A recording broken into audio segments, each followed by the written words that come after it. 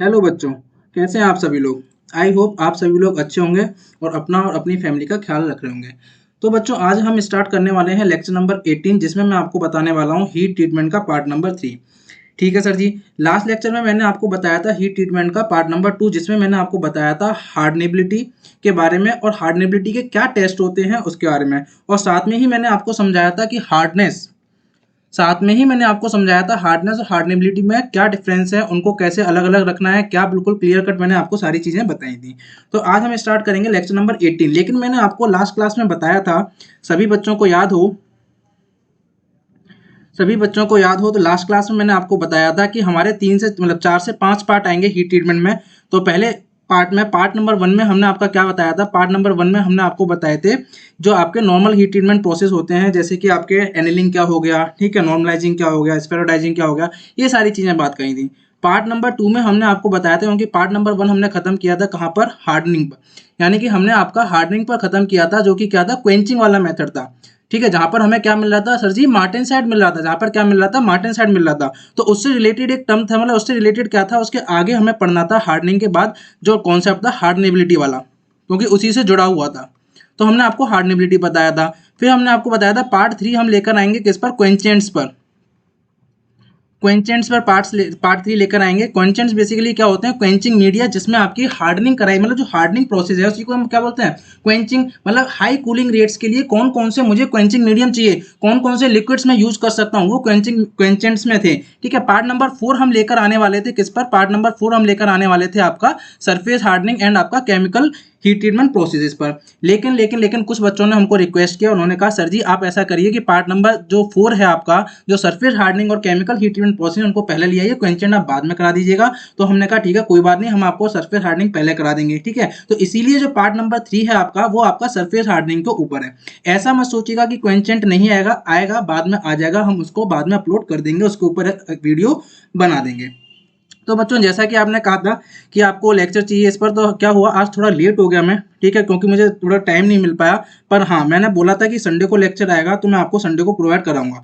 तो हो सकता है कि अभी, क्योंकि मैं शाम के वक्त इसको रिकॉर्ड कर रहा हूँ, हो सकता है अभी बज रहे हैं 6:30, तो हो सकता है कि आपको कुछ नॉइजेज आए, हो सकता है कुछ आपको नॉइजेज आए, हो सकता है कुछ डिस्टर्बेंसेस आपको बीच बीच में आए। तो प्लीज़ प्लीज़ प्लीज़ प्लीज़ मैं आपसे रिक्वेस्ट करता हूँ कि उनको अवॉइड कीजिएगा। ठीक है, अवॉइड कीजिएगा। अगर ये मैं सुबह रिकॉर्ड करता तो कोई दिक्कत नहीं आती, लेकिन अब आपको क्या करना है कि कोई भी नॉइजेज आएगा या डिस्टर्बेंस आएंगे, उनको अवॉइड कीजिएगा। केवल किस चीज़ पर ध्यान देना है, जो मैं आपको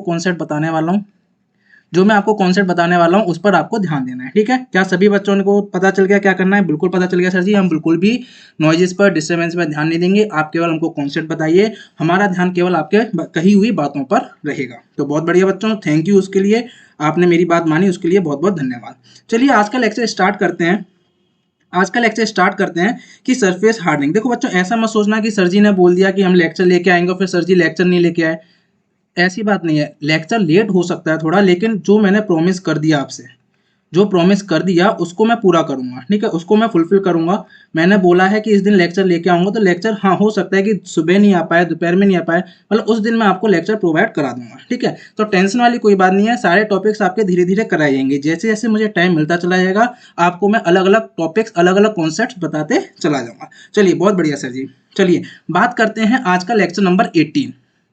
आज हम स्टार्ट करेंगे लेक्चर नंबर 18, जिसमें हम आपको क्या बताने वाले हैं, हीट ट्रीटमेंट ऑफ स्टील का पार्ट नंबर 3, जिसमें हम स्टार्ट करेंगे सरफेस हार्डनिंग। क्या पढ़ेंगे? Surface hardening. सर जी, ये सरफेस हार्डनिंग मेथड क्या होते हैं, जरा उनके एक आध नाम बता दीजिए। तो बच्चों, आप सभी देख सकते हैं आज के लेक्चर में हम आपको बताने वाले हैं केवल flame hardening, induction hardening, electron beam hardening and laser hardening कह सकते हो। ठीक है, तो बेसिकली ये 4 प्रोसेस के बारे में हम आज के लेक्चर में पढ़ेंगे।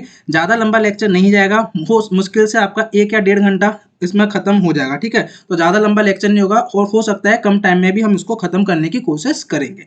तो चलिए, क्या सभी बच्चे एक्साइटेड हैं आज का लेक्चर पढ़ने के लिए? पहले मुझे बताइए, अगर आप सभी बच्चे एक्साइटेड हैं और आप सभी बच्चों को बिल्कुल जानना है कि ये क्या क्या सरफेस हार्डनिंग प्रोसेस होते हैं, कैसे होते हैं, क्या चीज़ें होती हैं उनमें, तो जरूर हमको बताइएगा, लाइक कीजिएगा लेक्चर को, कमेंट कीजिएगा। देखो बच्चों, मैंने पहले भी कहा था कि आप लोगों की तरफ से मुझे कोई मोटिवेशन नहीं मिल रहा है। मैंने पहले कहा था मुझे कैसे मोटिवेशन मिलेगा, जब आप लेक्चर को लाइक करेंगे, जब आप लिखेंगे कमेंट में कि हाँ सर जी आपने जो पढ़ाया वो चीज़ें हमको समझ में आई, नहीं सर जी हमको यहाँ पर डाउट आया था, ये पॉइंट हमारा क्लियर नहीं हुआ, वो आप कमेंट में लिखिए। समझ में आया है तो कमेंट में लिखिए, कहाँ दिक्कत आ रही है वो चीज़ कमेंट में लिखिए। मतलब जो भी आपका फीडबैक है, कुछ समझ में आया है, नहीं आया है, कम से कम मुझे पता तो चलेगा कि हाँ, आप लोग लेक्चर देख रहे हैं, आप लोग कुछ सीख पा रहे हैं या नहीं सीख पा रहे हैं, मुझे भी तो पता चलेगा। एक जो होता है ना two way communication, one way communication से कोई नहीं, मैं बोलता चला जाऊँ, आपको बताता चला जाऊँ, आप कुछ रिस्पॉन्स ना करो तो उससे कोई फीलिंग नहीं आती ज़्यादा पढ़ाने वाली। टू वे कम्युनिकेशन होगा, आप लेक्चर को जब भी देखें, कभी भी देखें, उसके बाद जरूर बताएं कि हाँ सर जी हमको समझ में आया है, नहीं सर जी हमको ये पॉइंट क्लियर नहीं हुआ था, यहाँ पर डाउट है उसे दोबारा एक्सप्लेन कर दीजिए, वो हम आपको बाद अगले लेक्चर में वो सारी चीज़ें हम आपको इंक्लूड करके दे देंगे। तो बच्चों इस चीज़ का बहुत ध्यान रखना है आपको। देखो इसमें आपका कुछ नहीं जाता है, ठीक है, आपका कुछ नहीं जा रहा है, लेकिन मेरे को क्या मिलता है, एक मोटिवेशन मिल जाता है, एक हैप्पीनेस मिलती है, हाँ मेरे बच्चे कुछ सीख रहे हैं, मैं कुछ बता रहा हूँ, उनको कुछ कॉन्सेप्ट दे रहा हूँ तो वो उसको ग्रेस्प कर पा रहे हैं, वो जो फीलिंग होती है वो मुझे अच्छी लगती है, और वही मुझे मोटिवेट करती है कि आपके लिए नए नए लेक्चर, अलग अलग कॉन्सेप्ट, अलग अलग फील्ड से रिलेटेड या अलग अलग सब्जेक्ट से रिलेटेड आप कह सकते हो वहां से लेकर आऊँ। ठीक है, तो इसमें आपको ये करना ही करना है। एक तरीके से समझ लीजिए, आपको अगर लेक्चर पसंद आता है तो लाइक और कमेंट जरूर कीजिएगा, साथ में ही आपको क्या करना है बच्चों, शेयर जरूर करना। ठीक है, शेयर जरूर करना, शेयर इसलिए करना क्योंकि बाकी बच्चों को भी यहाँ से जो आपने सीखा है वो बच्चे भी आपके इजी तरीके से और आपका चीज़ों को सीख सकें, जान सकें। ठीक है, तो ये काम जरूर कीजिएगा। ठीक है, क्या करना है आपको, अगर लेक्चर समझना, लाइक कीजिएगा, कमेंट कीजिएगा और शेयर कीजिएगा। ठीक है, और जो बच्चे नए आए हैं वो हमारी फैमिली में, उनका हमेशा से स्वागत रहा है, हमेशा आपका स्वागत है। आइए हमारे साथ ज्वाइन होइए, होइए, हमारे चैनल को सब्सक्राइब कीजिए और आपको क्या मिलेंगे, अच्छे अच्छे नए नए कॉन्सेप्ट सीखने को मिलेंगे। चलिए सर जी कोई बात नहीं, कोई बात नहीं सर जी, हमने आपकी बात मान ली, आगे से हम ध्यान रखेंगे, अगर आगे से हम बताएंगे कि हमको अच्छा लगा या हमने क्या सीखा या क्या नहीं सीखा, कहाँ डाउट आया, वो सारी चीज़ें हम आपको बताएंगे। हम भी आपके साथ पूरा का पूरा कम्युनिकेशन करेंगे। तो बच्चों देखो ऐसी बात नहीं है कि अगर आपको लग रहा है कि हम कमेंट करके बताएंगे, हमें कुछ समझ में नहीं आया तो दिक्कत हो जाएगी, तो बच्चों यहाँ पर मैंने अपना मेल आईडी भी दे रखा है, आप मुझे अपने फीडबैक मेल आईडी में जो भी प्रॉब्लम है, जो भी आप बताना चाहते हो, कहना चाहते हो, वो मुझे इस मेल आईडी पे आप कांटेक्ट कर सकते हो। यहाँ पर मैंने इसलिए अपना मेल आईडी आप सभी बच्चों को दे रखा है।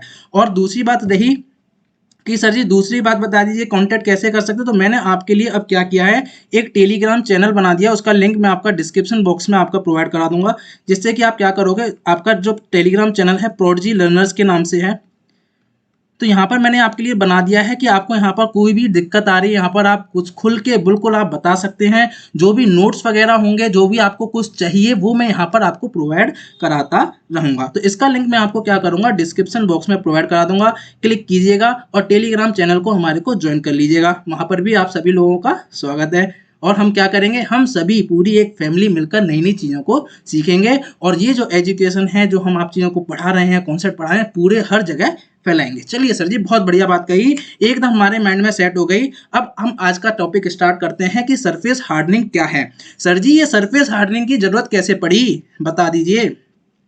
हमने सर जी इतने पिछले पहले इतने सारे हीट ट्रीटमेंट प्रोसेस पढ़ लिए हैं, तो ये सरफेस हार्डनिंग की जरूरत क्यों पड़ी, क्या हमारा काम पुराने वाले हीट ट्रीटमेंट प्रोसेस से नहीं चल सकता था? बताइए सर जी, क्या हमारा काम पुराने वाले हीट ट्रीटमेंट प्रोसेस से नहीं चल सकता था? अगर चल सकता था तो इनकी जरूरत क्यों पड़ी भैया, ये बता दीजिए। ठीक है, क्यों पढ़ रहे हैं? चलिए ठीक है, अभी हम इसमें पार्ट 3 में आपको सरफेस हार्डनिंग पढ़ाएंगे, आगे लेक्चर आएगा केमिकल हार्डनिंग वाला, मतलब केमिकल हीट ट्रीटमेंट प्रोसेस आएंगे, तो भैया उनकी जरूरत क्यों पड़ी हमको, तो वो वाली चीजें हम आपको उस वाले लेक्चर में बताएंगे, लेकिन इसकी क्यों जरूरत पड़ी सरफेस हार्डनिंग की, वो हम आपको इस लेक्चर में बताएंगे। तो मतलब इनकी जरूरत क्या है, वो सारी चीजें हम देखते हुए आज का लेक्चर सीखेंगे कि सरफेस हार्डनिंग है क्या। उससे पहले हम समझेंगे कि बेसिकली सरफेस हार्डनिंग क्या होता है, क्या क्या तरीके हो सकते हैं सरफेस को हार्डन करने के लिए, क्यों जरूरत पड़ रही है, ये सारी चीजें अभी हम आपके साथ डिस्कस करेंगे। उससे पहले क्या है, जो भी बच्चे आपके नए आए हैं, जो भी बच्चे अभी इस लेक्चर को देख रहे हैं, उन्हें प्रीवियस कोई लेक्चर नहीं देखा है, तो बच्चों पहले आप पुराने लेक्चर देखिएगा, तब जाके आपको एक कॉन्सेप्ट, एक बेस पता चलेगा कि हाँ की कहानी चल क्या रही थी, हम यहाँ पर पहुंचे कैसे, हम सरफेस हार्डनिंग तक पहुंचे कैसे, इसकी जरूरत क्यों हमें पड़ी। तो आपको वो जानने के लिए पुराने लेक्चर्स देखने पड़ेंगे, आपको पुराने कॉन्सेप्ट्स को रिवाइज करना पड़ेगा, आपको पुराने कॉन्सेप्ट जानने होंगे। उसके लिए आपको क्या करना पड़ेगा, यहाँ पर आपको आई बटन मिल जाएगा, यहाँ पर आप जैसे ही क्लिक करेंगे तो आपको इंजीनियरिंग मटेरियल्स की पूरी प्लेलिस्ट भी मिल जाएगी और लेक्चर्स भी मिल जाएंगे। तो यहाँ पर आप क्लिक करके क्या कीजिएगा, यहाँ पर क्लिक करके आप पुराने लेक्चर्स पर जाके पहले उनको देखिएगा, फिर आप इस लेक्चर पर आइएगा। तो बच्चों इतना समझ में आ गया। चलिए अब हम एकदम आपको बिल्कुल स्टार्ट करते हैं लेक्चर, सारी चीजें बिल्कुल एकदम क्लियर स्टेप बाय स्टेप चलेंगे। क्या सभी बच्चे तैयार हैं, पहले बता दीजिए हमको, क्या सभी बच्चे तैयार हैं? क्या सभी बच्चे एक्साइटेड हैं? Surface hardening heat treatment process होते क्या हैं? क्या सभी बच्चे तैयार हैं? बहुत बढ़िया, बहुत बढ़िया। सभी बच्चों की आवाजें मुझे सुनाई दे रही हैं। सभी बच्चे कह रहे हैं जी सर वी आर रेडी, हम रेडी हैं। फटाफट बताइए कि ये सरफेस हार्डनिंग क्या होता है, कैसे कैसे कौन कौन से मेथड हैं और किस मेथड में क्या क्या होता है। फटाफट सर जी बता डालिए। तो चलिए बच्चों हम आपको बता देते हैं। उससे पहले आपको क्या करना है, उससे पहले क्या करना है, इन इमेजेस को थोड़ा ध्यान से दीजिए, इन इमेजेस को थोड़ा ध्यान से देखिए। इनमें क्या हो रहा है केवल ध्यान से देखिए, आगे भी हम ये इमेजेस आपको दिखाएंगे।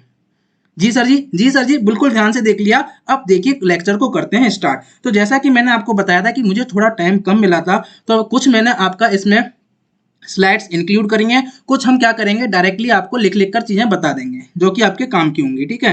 तो क्योंकि इतना टाइम नहीं मिल पाया कि मैं प्रेजेंटेशन थोड़ा अच्छे से बना पाता, पर कोई बात नहीं, आई होप आप माइंड नहीं करेंगे, आप केवल कॉन्सेप्ट पर ध्यान देंगे। तो चलिए सर जी पढ़ते हैं। तो चलिए अब आपको कॉन्सेप्ट बता दें थोड़ा कि ये सरफेस हार्डनिंग है क्या, कहाँ से आया।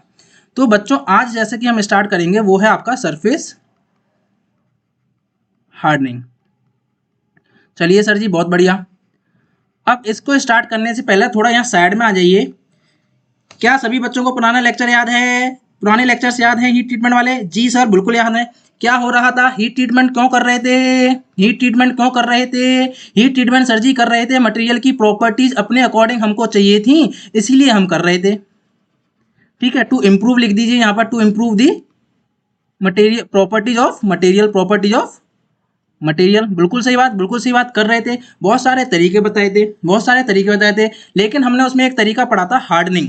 क्या सभी बच्चों को याद है? ये हार्डनिंग पीछा नहीं छोड़ेगा, ये हार्डनिंग पीछा नहीं छोड़ेगा। क्यों नहीं छोड़ेगा? क्योंकि सबसे इंपॉर्टेंट हीट ट्रीटमेंट प्रोसेस यही, ठीक है। क्यों यही? क्योंकि हार्डनिंग जब करते हैं, या मैं कहूँ आपकी जब मैं क्वेंचिंग कराता हूँ, देखो ये बेसिक है, बेसिक्स है, इसको एक बार समझ लो, आगे के प्रोसेस मतलब आपको समझ में अपने आप आ जाएंगे, ठीक है। ये समझ लिया तो आपके आगे कुछ नहीं है, कौन से आपके सरफेस हार्डनिंग मेथड में क्या होता है, बस वो बस आपको बताना है, बाकी ये चीज़ समझ लीजिए, ठीक है। क्वेंचिंग, चलिए यहाँ पर थोड़ा कलर चेंज कर देते हैं जिससे कि थोड़ा अच्छा लगेगा। चलिए तो क्वेंचिंग, क्वेंचिंग की थी, ठीक है सर जी, हाँ जी। क्वेंचिंग, क्वेंचिंग में क्या मिल रहा था जब क्वेंचिंग करा रहे थे, तो स्ट्रक्चर जो मिल रहा था वो मार्टेनसाइट मिल रहा था। जी सर जी, मार्टेनसाइट जो मिला था, मार्टेनसाइट जो मिला था क्या था, बहुत हार्ड था, हार्डेस्ट फेस था, बिल्कुल था, हार्ड था, ठीक है। इसकी हार्डनेस, इसकी अगर मैं बात करूं, इसकी हार्डनेस क्या थी, बहुत ज़्यादा थी सर जी, हार्डनेस बहुत ज़्यादा थी, तो स्ट्रेंथ भी हमको बहुत अच्छी मिल रही थी।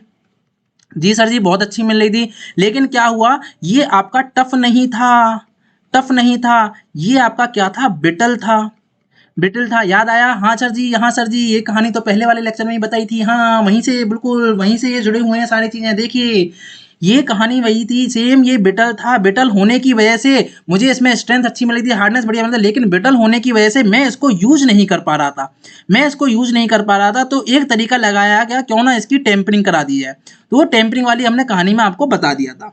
लेकिन अब कुछ आपके, लेकिन क्यों ना इसकी टेम्परिंग कराई, तो टेम्परिंग करके हमने इसको आपको बता दिया था कि कुछ आपके मटेरियल्स में हम क्या कहते हैं, आपके इनका स्ट्रक्चर, टू साइड, सॉर्बाइड, ये सारी चीजें बताई थी, उनको हम डायरेक्टली क्या कर रहे थे, इंजीनियरिंग एप्लीकेशंस में यूज कर रहे थे। हाँ सर जी बिल्कुल याद है। लेकिन लेकिन लेकिन लेकिन लेकिन लेकिन कुछ आपके कंपोनेंट्स ऐसे होते हैं, कुछ आपके कंपोनेंट्स ऐसे होते हैं जिनमें हमें ध्यान से सुनिए, बिल्कुल बिल्कुल ध्यान से सुनिएगा, जिनमें हमें टफनेस एंड हार्डनेस, ध्यान से सुनिए, जिसमें हमें टफनेस एंड हार्डनेस दोनों चाहिए होती हैं, जिनमें हमें टफनेस और हार्डनेस दोनों चाहिए होती हैं। बहुत बढ़िया।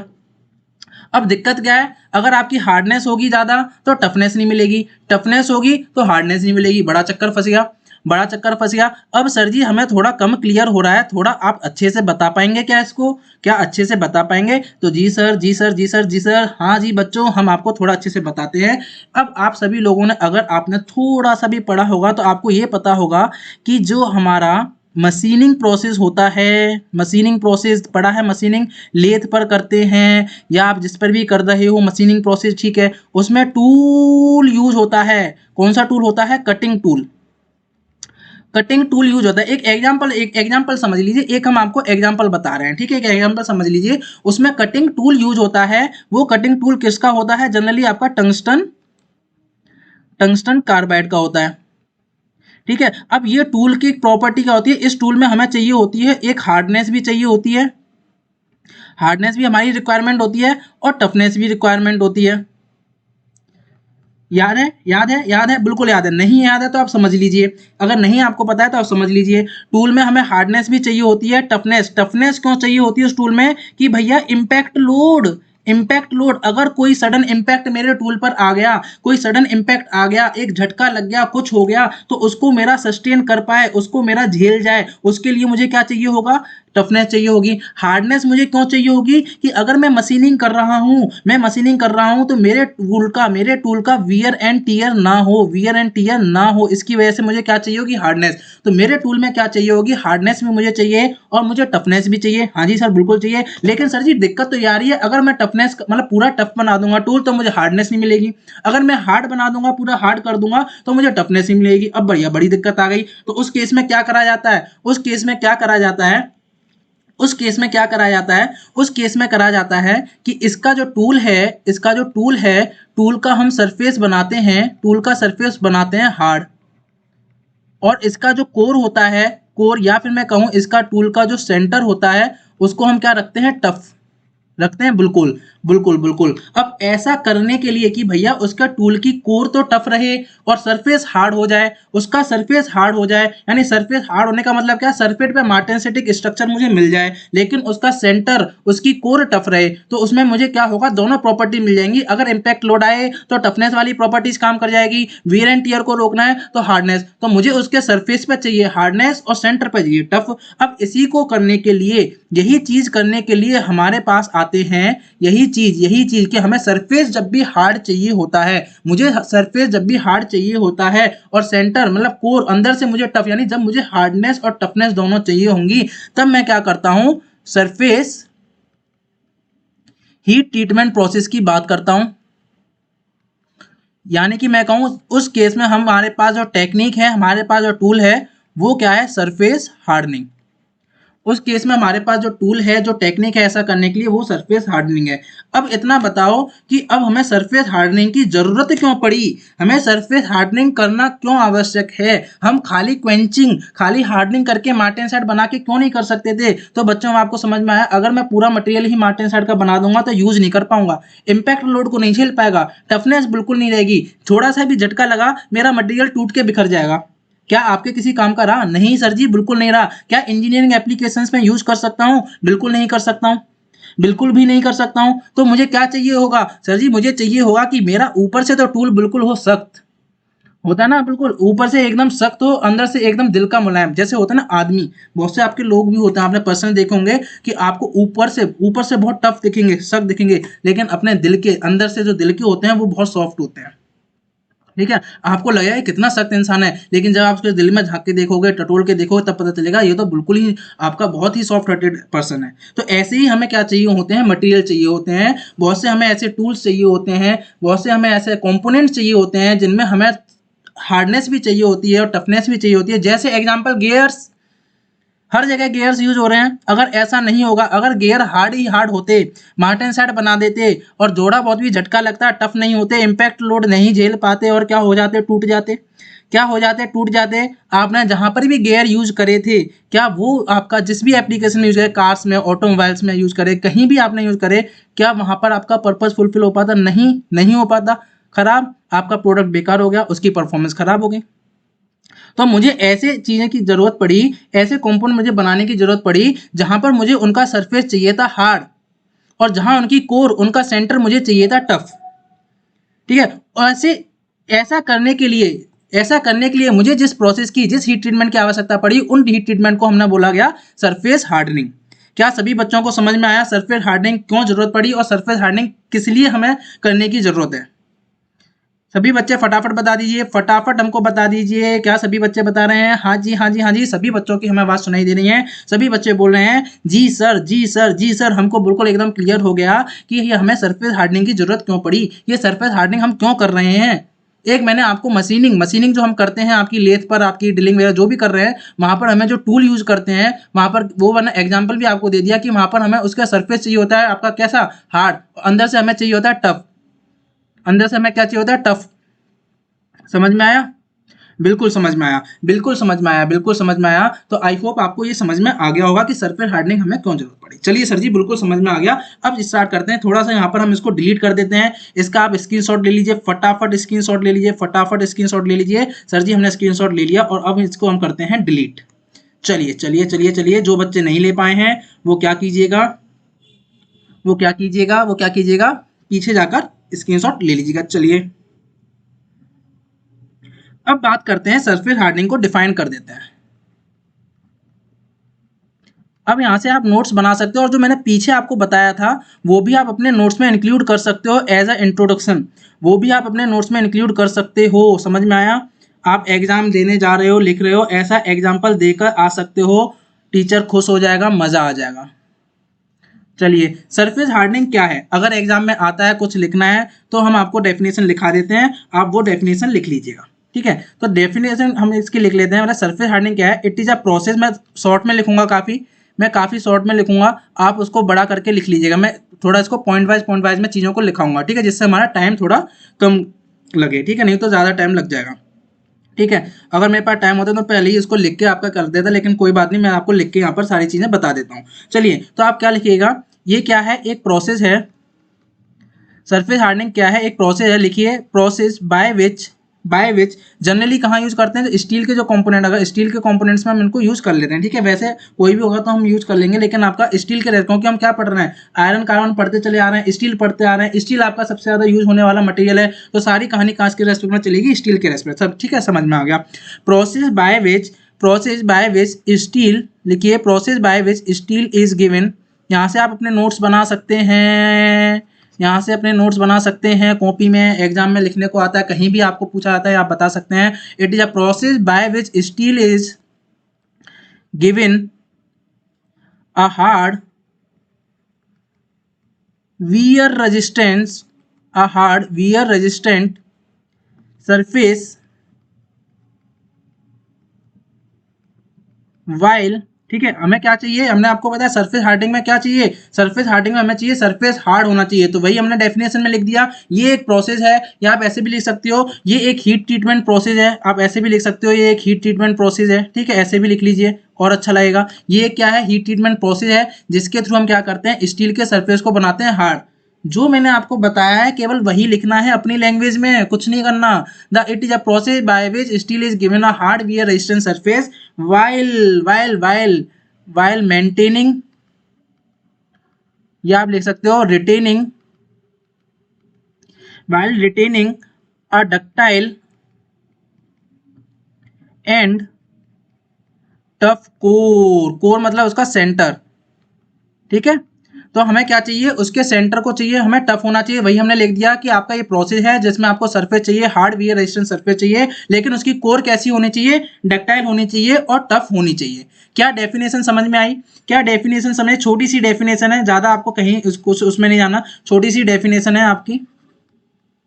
ठीक है, इसको आप लिख सकते हो अपनी नोटबुक में। अब बात आती है, सर जी आपने वियर की बात करी, सर जी आपने वियर की बात करी यहाँ पर कि वियर क्या है, मतलब wear wear wear wear wear, wear क्या है? हार्ड, हार्ड तो होना चाहिए, समझ आई? वियर, देखो मैंने वियर आपको पिछले उसमें ही बताया था, जब मैंने आपको हार्डनेबिलिटी बताया था कि हम कुछ आपका मटेरियल पर इम्पैक्ट डाल रहे हैं, उसको किसी से हिट कर रहे हैं, तो क्या होता है कि कुछ ना कुछ मटेरियल उखड़ के जाएगा। देखो वियर के भी कई सारी मैकेनिज्म होती हैं, ठीक है, वो एक तरीका मैंने आपको बताया था। तो उस मटेरियल में से जो भी फिजिकल मटेरियल रिमूव हुआ है, चाहे किसी के भी थ्रू हुआ हो, आपने हिट किया हो, चाहे कोई आपका नेचुरल प्रोसेस हुआ हो, कुछ भी हुआ हो, आपके वर्क पीस से कुछ भी मटेरियल फिजिकली रिमूव हुआ है, वो आपका हो गया वियर। ठीक है, तो वियर मतलब क्या है? सर जी थोड़ा बता दीजिए। वियर, तो वियर आपको डाउट ना रहे तो वियर मतलब आपका क्या होता है? वियर आप कह सकते हो physical removal of the material, physical removal of the material. ठीक है, physical removal of the material from the, यहां मैं लिख देता हूं सॉलिड ऑब्जेक्ट, कोई भी ऑब्जेक्ट हो, ठीक है, सॉलिड ऑब्जेक्ट, हमारे केस में स्टील है तो स्टील आ जाएगा। ठीक है, तो physical removal of the material from the solid object. अब इसकी भी क्या होती है? मैकेनिज्म्स होती हैं, इसकी भी आपकी मैकेनिज्म होती है, जैसे कि आपने कभी सुना होगा एब्रेसिव वियर। हम केवल आपको एक आइडिया दे दे रहे हैं कि हाँ होता क्या है, ठीक है, बाकी किसी दिन आपको वियर बढ़ाया तो हम आपको उसमें बता देंगे। ठीक, एब्रेसिव वियर हो गया, कुछ आपके अडेसिव वियर आपकी मैकेनिज्म होती है, अडेसिव वियर होता है। ठीक है, एब्रेसिव वियर जैसे फ्रिक्शन वगैरह हो गया। अडेसिव वियर मतलब आपके दो सरफेस आपस में चिपक गए और फिर मूव कर रहे हैं तो उनकी वजह से जो मटेरियल आपका रिमूव हो गया। ठीक है, कुछ आपके होते हैं जैसे फटीग वियर। तो अगर आपसे कोई पूछता है वियर क्या है तो आप इस तरीके से वियर को बता दीजिएगा। ठीक है, क्या यहाँ तक समझ में आया? क्या डेफिनेशन क्लियर हो गई? अभी तो कुछ बताया ही नहीं यार, अभी कुछ बताया ही नहीं है बच्चों, अभी केवल डेफिनेशन बताया। क्या डेफिनेशन क्लियर हुआ? क्या डेफिनेशन क्लियर हुआ? सभी बच्चे बता दीजिए। जी सर, डेफिनेशन एकदम क्लियर हो गया है, मजेदार क्लियर हो गया है। अब चलिए बात करते हैं इसको। चले अब आप क्या करिए, इसको नोट कर लीजिए। ठीक है, मैं इसको इरेज करके एक पूरा आपको अब बताता हूँ, एक फ्लो चार्ट बना के बनाता हूँ। ठीक है, कि आपके कौन कौन सी अप्रोचेज हो सकती हैं सरफेस हार्डनिंग को करने की। ठीक है, जो हम पढ़ेंगे वो किस कैटेगरी में आएंगी, जो आज हम पढ़ने वाले हैं, flame hardening, induction hardening, laser beam hardening, electron beam hardening, वो किस आपकी कैटेगरी में आएंगी आपको पता होना चाहिए। तो चलिए इनका क्लासिफिकेशन एक तरीके से देख लेते हैं, या फिर हम देख लेते हैं कौन कौन सी ऐसी अप्रोचेज होती हैं जिनके थ्रू हम क्या कर सकते हैं, सरफेस हार्डनिंग कर सकते हैं। क्या सभी बच्चों ने नोट कर लिया? इसको हम कर देते हैं डिलीट। चलिए इसको हमने कर दिया डिलीट। अब हम यहाँ पर लिखते हैं, अब बात कर लेते हैं हम अप्रोचेज ऑफ सरफेस हार्डनिंग।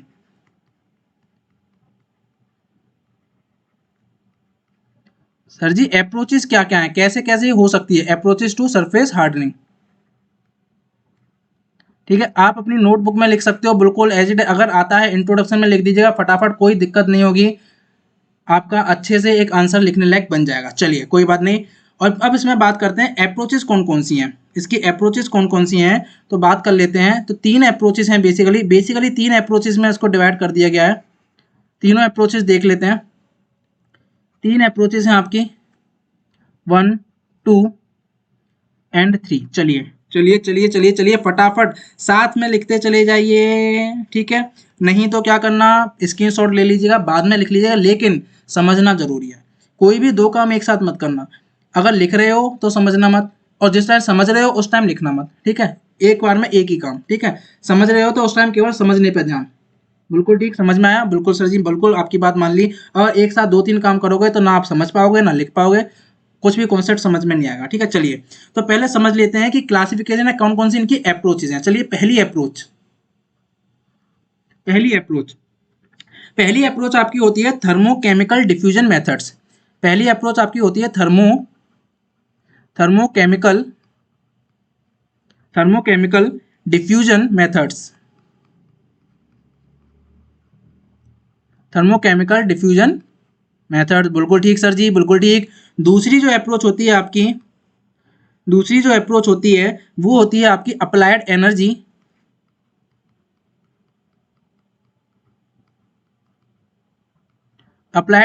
या इसे आप बोल सकते हो थर्मल मेथड्स। बस देखते चले जाइए, आपको सारी चीजें क्लियर हो जाएंगी, कुछ भी दिक्कत वाली बात आएगी नहीं। Thermal methods. तीसरी अगर हम बात करते हैं, तीसरा कलर हम ले लेते हैं, चलिए ये नहीं दूसरा ले लेते हैं, ऑरेंज ले लेते हैं। चलो तीसरा हम ले लेते हैं। अब हाँ, तीसरा आपकी अप्रोच कौन सी होती है? तीसरी अप्रोच होती है आपकी बच्चों सरफेस कोटिंग। ये तरीके हैं जिनको हमने क्या करा है, तीन कैटेगरी में क्लासीफाई कर रखा है कि सरफेस हार्डनिंग के क्या क्या आपके अप्रोच हैं, उनको हमने तीन कैटेगरी में बांट दिया। तो सरफेस कोटिंग, या फिर इसे आप कह सकते हो surface modification methods. Surface modification methods. क्या क्लियर हुआ? तीनों के नाम क्लियर हो गए? तीनों के नाम क्लियर हो गए? बिल्कुल क्लियर हो गए, बिल्कुल। अब इनमें क्या क्या होता है थोड़ा वो देख लीजिए। अब इनमें क्या क्या होता है थोड़ा वो देख लेते हैं। तीन अप्रोचेज हैं, याद रखिएगा, thermochemical diffusion methods, applied energy और थर्मल मेथड्स। तीसरा है आपका सरफेस कोटिंग और सरफेस मॉडिफिकेशन मेथड्स। अब इसमें आपका क्या है, थर्मोकेमिकल डिफ्यूजन मेथड्स में इसमें क्या होता है, याद रखिए, केवल मैंने क्या था शॉर्ट में लिखूंगा, इसमें क्या होता है आपकी केमिकल कंपोजिशन मॉडिफाई हो जाती है मटेरियल की। जिस भी मटेरियल पर आप थर्मोकेमिकल डिफ्यूजन मेथड अप्लाई करोगे, नाम से ही समझ में आ रहा है केमिकल, थर्मोकेमिकल डिफ्यूजन हो रहा है, नाम से ही समझ में आ रहा है कि आपके कुछ एलिमेंट्स का क्या हो रहा है, दूसरे में डिफ्यूजन हो रहा होगा। यानी कि जिस भी मटेरियल में मैं ये वाला प्रोसेस, ये वाली अप्रोच यूज करूंगा, वहां पर मेरी केमिकल प्रॉपर्टीज आपकी क्या होंगी, बदलेंगी, या आप कहोगे केमिकल कंपोजिशन चेंज हो जाएंगी, थोड़ी बदल जाएंगी, मॉडिफाई हो जाएंगी। तो इसमें क्या होगा, थर्मोकेमिकल डिफ्यूजन मेथड्स में क्या होता है आपका, इसमें तो रेड पेन नहीं लेते, दूसरा ले लेते हैं, थोड़ा अच्छा नहीं लगेगा, ब्लू ले लेते हैं। चलिए तो इसमें क्या होगा आपका, मॉडिफाई केमिकल कंपोजिशन, इसमें आपकी केमिकल कंपोजिशंस क्या होती हैं, मॉडिफाई हो जाती हैं। इसमें क्या होती हैं, केमिकल कंपोजिशंस आपकी मॉडिफाई हो जाती हैं। जैसे कि क्या क्या मिला सकते हैं, आपके सरफेस में ऐड करा दिया जाएगा कार्बन को, नाइट्रोजन को, बोरोन को, इस टाइप के आपके एलिमेंट क्या कराए जाएंगे, आपके डिफ्यूज करा दिए जाएंगे आपके वर्क पीस में, जो भी मटेरियल पे आप हीट ट्रीटमेंट प्रोसेस अप्लाई कर रहे हो उसमें आपके डिफ्यूज करा दिए जाएंगे। हाँ सर जी, अब तो कुछ समझ में आने लगा। आप जो बोल रहे थे केमिकल हीट ट्रीटमेंट, आप जो बोल रहे थे केमिकल हीट ट्रीटमेंट प्रोसेस, क्या ये वही है? बिल्कुल वही है, बिल्कुल वही है। केमिकल हीट ट्रीटमेंट प्रोसेस यही है जहां हम क्या करेंगे, कार्बन को इंट्रोड्यूस कराएंगे सरफेस में, जहां हम क्या करेंगे, नाइट्रोजन को इंट्रोड्यूस कराएंगे, जहां हम क्या करेंगे, बोरॉन को, जो भी हमें जैसी आवश्यकता पड़ेगी उसको इंट्रोड्यूस करा के क्या करेंगे, मटेरियल की केमिकल कंपोजिशन को बदलेंगे और जो प्रॉपर्टीज हमें चाहिए वो प्रॉपर्टीज हम लेंगे। क्योंकि मुझे पहले वो प्रॉपर्टीज नहीं मिल रही थी, अगर यूज करता तो मेरा परफॉर्मेंस बेकार मिलता, लेकिन मुझे क्या करना पड़ेगा, ये केमिकल मिला के उसकी हार्डनेस वगैरह जो भी मुझे इंप्रूव करानी है वो मैं इन केमिकल मेथड्स के थ्रू कराऊंगा। तो इस वाले में कौन कौन से आ जाएंगे, एग्जाम्पल बता दीजिए सर जी, एग्जाम्पल बता दीजिए, एग्जाम्पल बता दीजिए, एग्जाम्पल। तो एग्जाम्पल इसमें कौन कौन से आ गए, तो बच्चों वही आ गए जो केमिकल हीट ट्रीटमेंट हमने आपको नाम बताया था, कार्बोराइजिंग, नाइट्राइडिंग, जी हाँ। तो इसमें आपके एग्जाम्पल कौन से आ गए, कार्बोराइजिंग, ठीक है, थोड़ा एक दो नाम लिख लेते हैं, बाकी आपको पता ही है। नाइट्राइडिंग हो गया, नाइट्रो कार्बोराइजिंग हो गया, ठीक है, साइनाइडिंग हो गया आपका, साइनाइडिंग हो गया,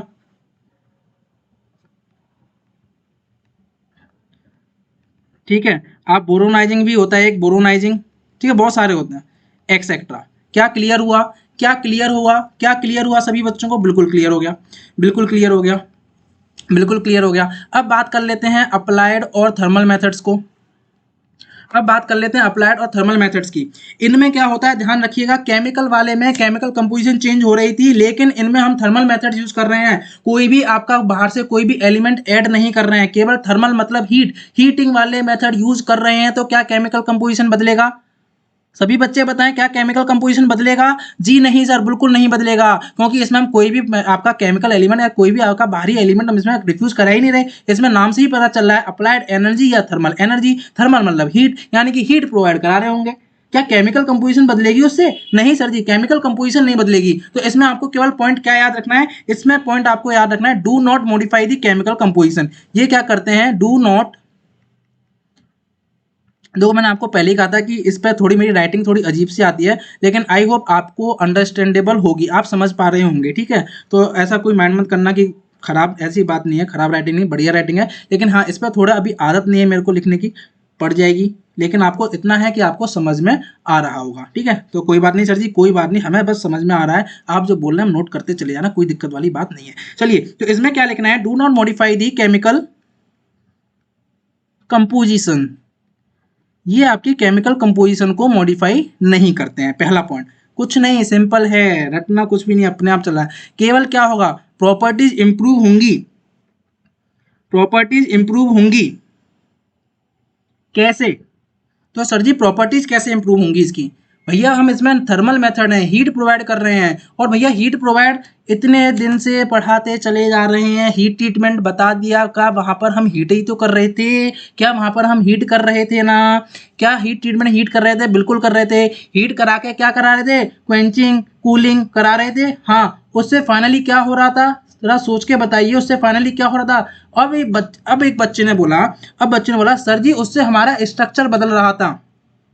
सभी बच्चे बोल रहे हैं कि सर जी आपने जो पहले बताया था हीटिंग करी कूलिंग करी, उससे क्या फर्क पड़ रहा था, उससे हमारा मटेरियल का स्ट्रक्चर बदल रहा था, और जब स्ट्रक्चर बदला तो क्या प्रॉपर्टीज बदलेंगी? जी हाँ, प्रॉपर्टीज बदलेंगी। तो अप्लाइड एनर्जी और थर्मल मेथड्स में क्या होगा, इसमें मटेरियल की प्रॉपर्टीज इंप्रूव होती हैं by changing the structure, crystal structure बदलता है इसमें सरफेस का, क्या होगा, प्रॉपर्टीज इसमें क्या होती हैं, इंप्रूव, प्रॉपर्टीज को इंप्रूव करता है, improve properties bye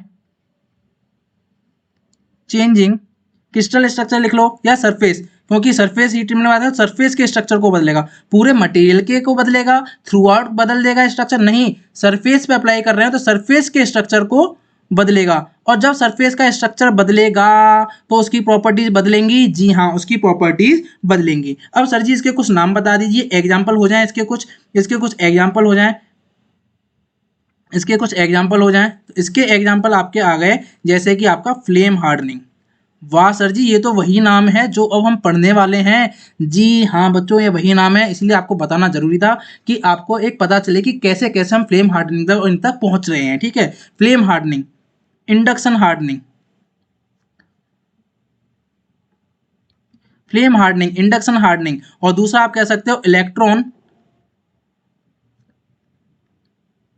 beam hardening. बिल्कुल ठीक, बिल्कुल ठीक, बिल्कुल ठीक। इसे मैं आगे जब भी आएगा थोड़ा शॉर्ट में लिखूंगा EBH। ठीक है, और एक आपका होता है लेजर बीम हार्डनिंग बोल दो, या सिंपल शॉर्ट में बोल दो लेजर हार्डनिंग। ठीक है, लेजर हार्डनिंग। क्या समझ में आया? क्या समझ में आया? ओहो ओहो ओहो ओहो, कोई बात नहीं, कोई बात नहीं, कोई बात नहीं, सारा इरेज हो गया गलती से, कोई बात नहीं, कोई बात नहीं। आई होप जहाँ से हमने अभी छोड़ा था वहां तक हम लिख लेंगे। ठीक है, मैं आपको आगे बताता हूँ। ठीक है, आप पीछे देख लीजिएगा, अब हम आगे बता देते हैं आपको। कोई बात नहीं, कोई बात नहीं, हो जाता है, हो जाता है, कोई बात नहीं। चलिए, तो हम आपको बता रहे थे, हम आपको क्या बता रहे थे, हमने आपको बताया था कि आपकी क्या थी, शॉर्ट में लिख देता हूँ, अप्रोचेज ऑफ सरफेस हार्डनिंग। ठीक है, अप्रोचेज हम बता रहे थे, और तीन टाइप की हमने अप्रोच अभी आपको बताई थी, तीन टाइप की अप्रोच बताई थी। पहली आपकी क्या थी, थर्मोकेमिकल डिफ्यूजन। ठीक है, थर्मोकेमिकल डिफ्यूजन मेथड्स, शॉर्ट में लिख देता हूँ क्योंकि आप पीछे जाके उसका स्क्रीनशॉट दोबारा ले सकते हैं। मैंने लिखा था, मैं पेन चेंज कर रहा था पर डिलीट हो गया, कोई बात नहीं, हो जाता है, हो जाता है, हो जाता है। दूसरा हमने आपको क्या बताया था, अप्लाइड एनर्जी, शॉर्ट में लिख देता हूँ जिससे कि आपको रिकॉल हो जाए, और आपके थर्मल मेथड्स। ठीक है, थर्मल मेथड्स। तीसरा मैंने आपको क्या बताया था, सरफेस कोटिंग, सरफेस कोटिंग। ठीक है, इसमें मैंने आपको पूरा क्लियर कर दिया था, जिसमें आपके कार्बोराइजिंग, कार्बोराइजिंग, नाइट्राइडिंग, ठीक है, ये सारे पार्ट आपके आ गए थे। हमारा चल रहा था ये, जिसमें मैंने आपको अभी क्या बताया था, दोबारा से डिलीट नहीं हो जाए कहीं, चलो कोई बात नहीं, कोई बात नहीं, होगा दोबारा लिख लेंगे, कोई दिक्कत वाली बात नहीं, जितनी बार लिखेंगे उतनी यार याद हो जाएगा। चलिए, तो क्या था इसमें, मैंने अभी आपको बताया था, यहाँ चल रहे थे हम flame hardening, flame hardening, induction hardening, short में लिख दे रहा हूँ क्योंकि पीछे भी लिखा था पूरा, आप पीछे जाके देख सकते हैं। और आपका EBH, electron beam hardening, and आपका लेजर हार्डनिंग, ये हमने बताए थे आपको, बिल्कुल बताए थे, बिल्कुल बताए थे। तो यही आपको क्या पढ़ने हैं, यही प्रोसेस आज के लेक्चर में हम पढ़ेंगे। ठीक है, टुडेज लेक्चर में हम यही चीज़ें देखने वाले हैं। समझ में आ गया? समझ में आ गया, बिल्कुल समझ में आ गया। अब इसमें क्या होता है, कभी कभी, कभी कभी, कभी कभी क्या होता है, कभी कभी क्या होता है, कभी कभी इनको बोल दिया जाता है, इनको क्या बोल दिया जाता है, सिलेक्टिव, याद रखिएगा, इन्हीं को बोल दिया जाता है सिलेक्टिव सरफेस हार्डनिंग मेथड्स। ठीक है, सिलेक्टिव सरफेस, सिलेक्टिव क्यों बोल रहे हैं, जब हम क्या करते हैं, इनको यूज करते हैं टू चेंज द कैरेक्टरिस्टिक, या टू आपका क्या करते हैं, लोकली हार्ड करने के लिए। जब इन हीट ट्रीटमेंट प्रोसेस को हम लोकली यूज करते हैं, लोकली मतलब क्या है कि आपके पास कोई मटेरियल है, आप पूरे मटेरियल में ना चाहके कहीं कहीं जाए, आप यहाँ चाहते हो अपनी प्रॉपर्टी चेंज करना, आप यहाँ प्रॉपर्टी चेंज करना, आप यहाँ प्रॉपर्टी, तो उस केस में भी आपको जब लोकली हीट ट्रीटमेंट मतलब आपको लोकली चेंज करना है, as a locally heat treatment process की तरह आप यूज कर रहे हो, तब उस केस में आप इनको क्या बोल देते हो, सिलेक्टिव सरफेस हार्डनिंग। तो इन्हीं को सिलेक्टिव सरफेस हार्डनिंग प्रोसेस भी यूज मतलब बोला जाता है, क्योंकि ये लोकली हीट ट्रीटमेंट के लिए भी यूज किए जाते हैं। तो यहाँ मैं लिख देता हूँ सिलेक्टिव के लिए क्यों बोलते हैं, क्योंकि आपके can be use for locally heat treatment. समझ में आ गया, बिल्कुल आ गया, क्या यहां तक क्लियर हुआ, बिल्कुल क्लियर हुआ। हमारा तीसरा वाला चल रहा था, तीसरा वाला, तीसरा वाले को थोड़ा अच्छे से लिखते हैं क्योंकि ये वाला रह गया था हमारा, इसको अच्छे से लिखेंगे। तो तीसरे नंबर पे हमने आपको बताया था सरफेस कोटिंग। ठीक है, इसको बताते हैं, इसमें क्या क्या आएगा, सरफेस कोटिंग, या इसमें आप कह सकते हो, या इसमें आप क्या कह सकते हो, सरफेस मॉडिफिकेशन मेथड्स। क्या क्लियर हुआ, बिल्कुल, ये वाला रह गया था लास्ट में, हमने वो पूरा तो कर लिया था, डिलीट होने से पहले ये रह गया था। चलिए चलिए चलिए चलिए चलिए चलिए, इसमें हम देख लेते हैं कि ये क्या चीज़ है।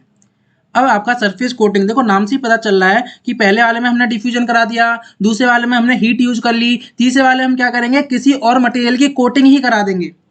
सर जी हम क्या करेंगे, ना तो हम सर जी डिफ्यूजन कराना चाह रहे हैं, ना हम हीट ट्रीटमेंट मतलब थर्मल प्रोसेस यूज करना चाह रहे हैं, हम सर जी ऐसा करते हैं कोई और मटेरियल ला के जिसकी प्रॉपर्टीज अच्छी है उसकी कोटिंग करवा देते हैं। तो इसमें क्या होगा, सरफेस को मैं मॉडिफाई करूंगा, उसकी प्रॉपर्टीज को कैसे बदला जाएगा, उसके ऊपर एक कोटिंग चढ़ा दी जाएगी, एक लेयर बिछा दी जाएगी। तो इसमें क्या होता है, लिख लीजिए, एक लाइन लिख लीजिए, इसमें क्या होता है, a new layer is build up, a new layer is build up intentionally, मतलब जानबूझ के, क्योंकि हम ना तो डिफ्यूजन कराना चाह रहे हैं ना हीट मेथड यूज करना चाह रहे हैं, तो हम क्या करेंगे, इंटेंशनली एक क्या करेंगे, एक लेयर इस पर बिल्डअप कर देंगे, किसके ऊपर, मटेरियल के सरफेस के ऊपर। A new layer is build up intentionally on, क्योंकि हमारे केस में ज्यादा स्टील यूज होगा तो मैं स्टील लिख देता हूँ, स्टील वर्क पीस, ठीक है, या आप लिख सकते हो ऑन मटेरियल्स सरफेस लिख लीजिए, ठीक है। मटेरियल के सरफेस पे क्या कराएंगे हम, आपकी एक नई लेयर इंटेंशनली बिछा देंगे, लगा देंगे, चिपका देंगे। समझ में आ गया, जिसकी प्रॉपर्टी जैसी प्रॉपर्टी चाहिए वो वाला मटेरियल लेके आएंगे, उसकी लेयर बिछा देंगे, मिल गई आपको सरफेस की अच्छी प्रॉपर्टी। और जो अंदर मटेरियल है उसकी जो खुद की प्रॉपर्टी है वो सेम टू सेम वैसी रहेंगी, क्या वो बदलेंगी, नहीं। कोटिंग लग गई, कोटिंग वाली अपने काम करेगी, अंदर वाली प्रॉपर्टी जो उसके मटेरियल की है वो अपना काम करेंगी। क्या क्लियर हुआ, क्या क्लियर हुआ, सर जी इसके एग्जाम्पल बता दीजिए एक आध, कि इनमें मेथड्स में एग्जाम्पल कौन कौन से होते हैं।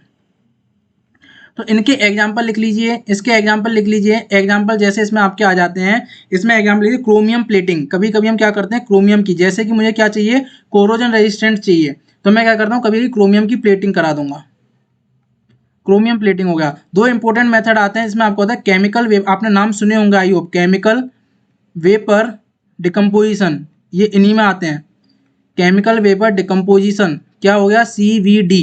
एक आपने नाम सुना होगा फिजिकल वेपर डिकम्पोजिशन। क्या सभी बच्चों को समझ में आया, ये इसके एग्जाम्पल हो गए। इस तरीके से आप अपने नोट्स में लिख लीजिएगा और अपने नोट्सों को बनाइएगा।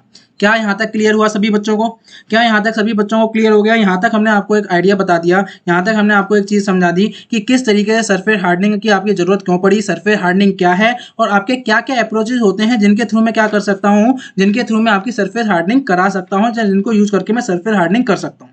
क्या क्लियर हो गया, क्या क्लियर हो गया सभी बच्चे, पहले यहाँ तक बताएं। अब हमें क्या करना है, एक एक करके, क्योंकि हमें क्या पढ़ना है, हमें पढ़ने हैं ये जो हमने यहाँ लिखे हैं, flame hardening, induction hardening, electron beam और लेजर बीम, लेजर हार्डनिंग। आज के लेक्चर में हम क्या पढ़ेंगे, यही चारों पढ़ेंगे। और ये कार्बोनाइजिंग जो थर्मोकेमिकल डिफ्यूजन मेथड है, ये हम आपके अलग से एक पार्ट लेकर आएंगे, हीट ट्रीटमेंट का पार्ट नंबर हो सकता है आपका 5 हो या 4 हो, ठीक है, जो भी हो सकता है 4 होगा मे बी, ठीक है, क्योंकि क्वेंचेंट वाला जो पार्ट है उसे लास्ट में कर देते हैं पूरा, ठीक है, तो उसमें लास्ट में कर देंगे। इसके बाद हम आपका थर्मोकेमिकल डिफ्यूजन मेथड बता देंगे, जिसमें कार्बोनाइजिंग, नाइट्राइटिंग, ये आपका कवर हो जाएगा। मेन इंपॉर्टेंट आपके यही है, ये वाले हम इसमें नहीं देखेंगे, सरफेस कोटिंग वाले, PVD क्या होता है, CVD क्या होता है, इनको इसमें नहीं देखेंगे।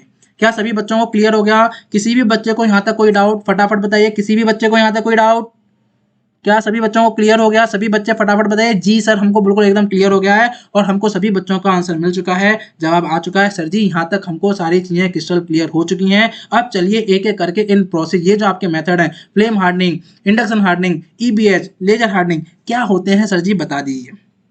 उससे पहले मुझे ये बता दीजिए बच्चों कि जितने भी ये 4 तरीके के जो आपके, मैंने अभी सरफेस हार्डनिंग जो हम देखेंगे, इनका मेन मोटो क्या होगा, इनका मेन एम क्या होगा। ये तो तरीके हो गए, फ्लेम हो गया, इंडक्शन हो गया, कभी इलेक्ट्रॉन बीम यूज कर लिया, कभी लेजर बीम यूज कर लिया, ये तो तरीके हो गए, लेकिन फाइनली हमारा एम क्या है, फाइनली हमारा मकसद क्या है। सर जी हमारा फाइनल मकसद ये है कि मेरे को सरफेस मिल जाए हार्ड, और मेरा जो अंदर जो मटेरियल का कोर है, जो मटेरियल का सेंटर है, वो मेरा रहे टफ।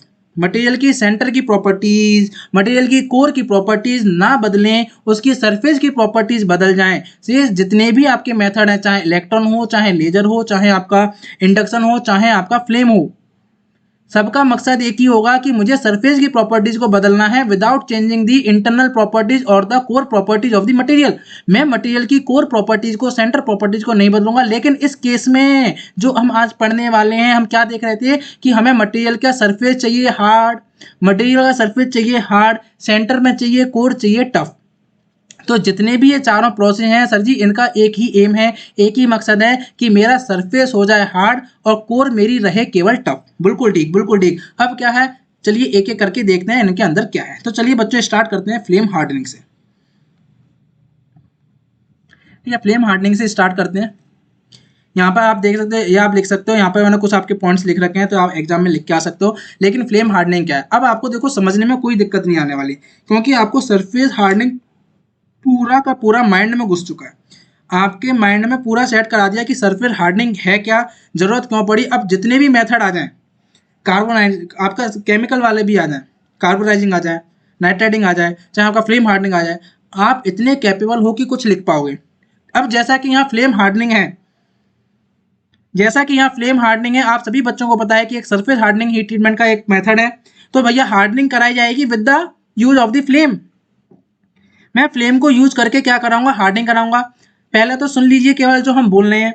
फ्लेम मतलब क्या हो गई, आग की लपटें, यही हो गया ना फ्लेम मतलब, आग की लपट, आग की लपटें।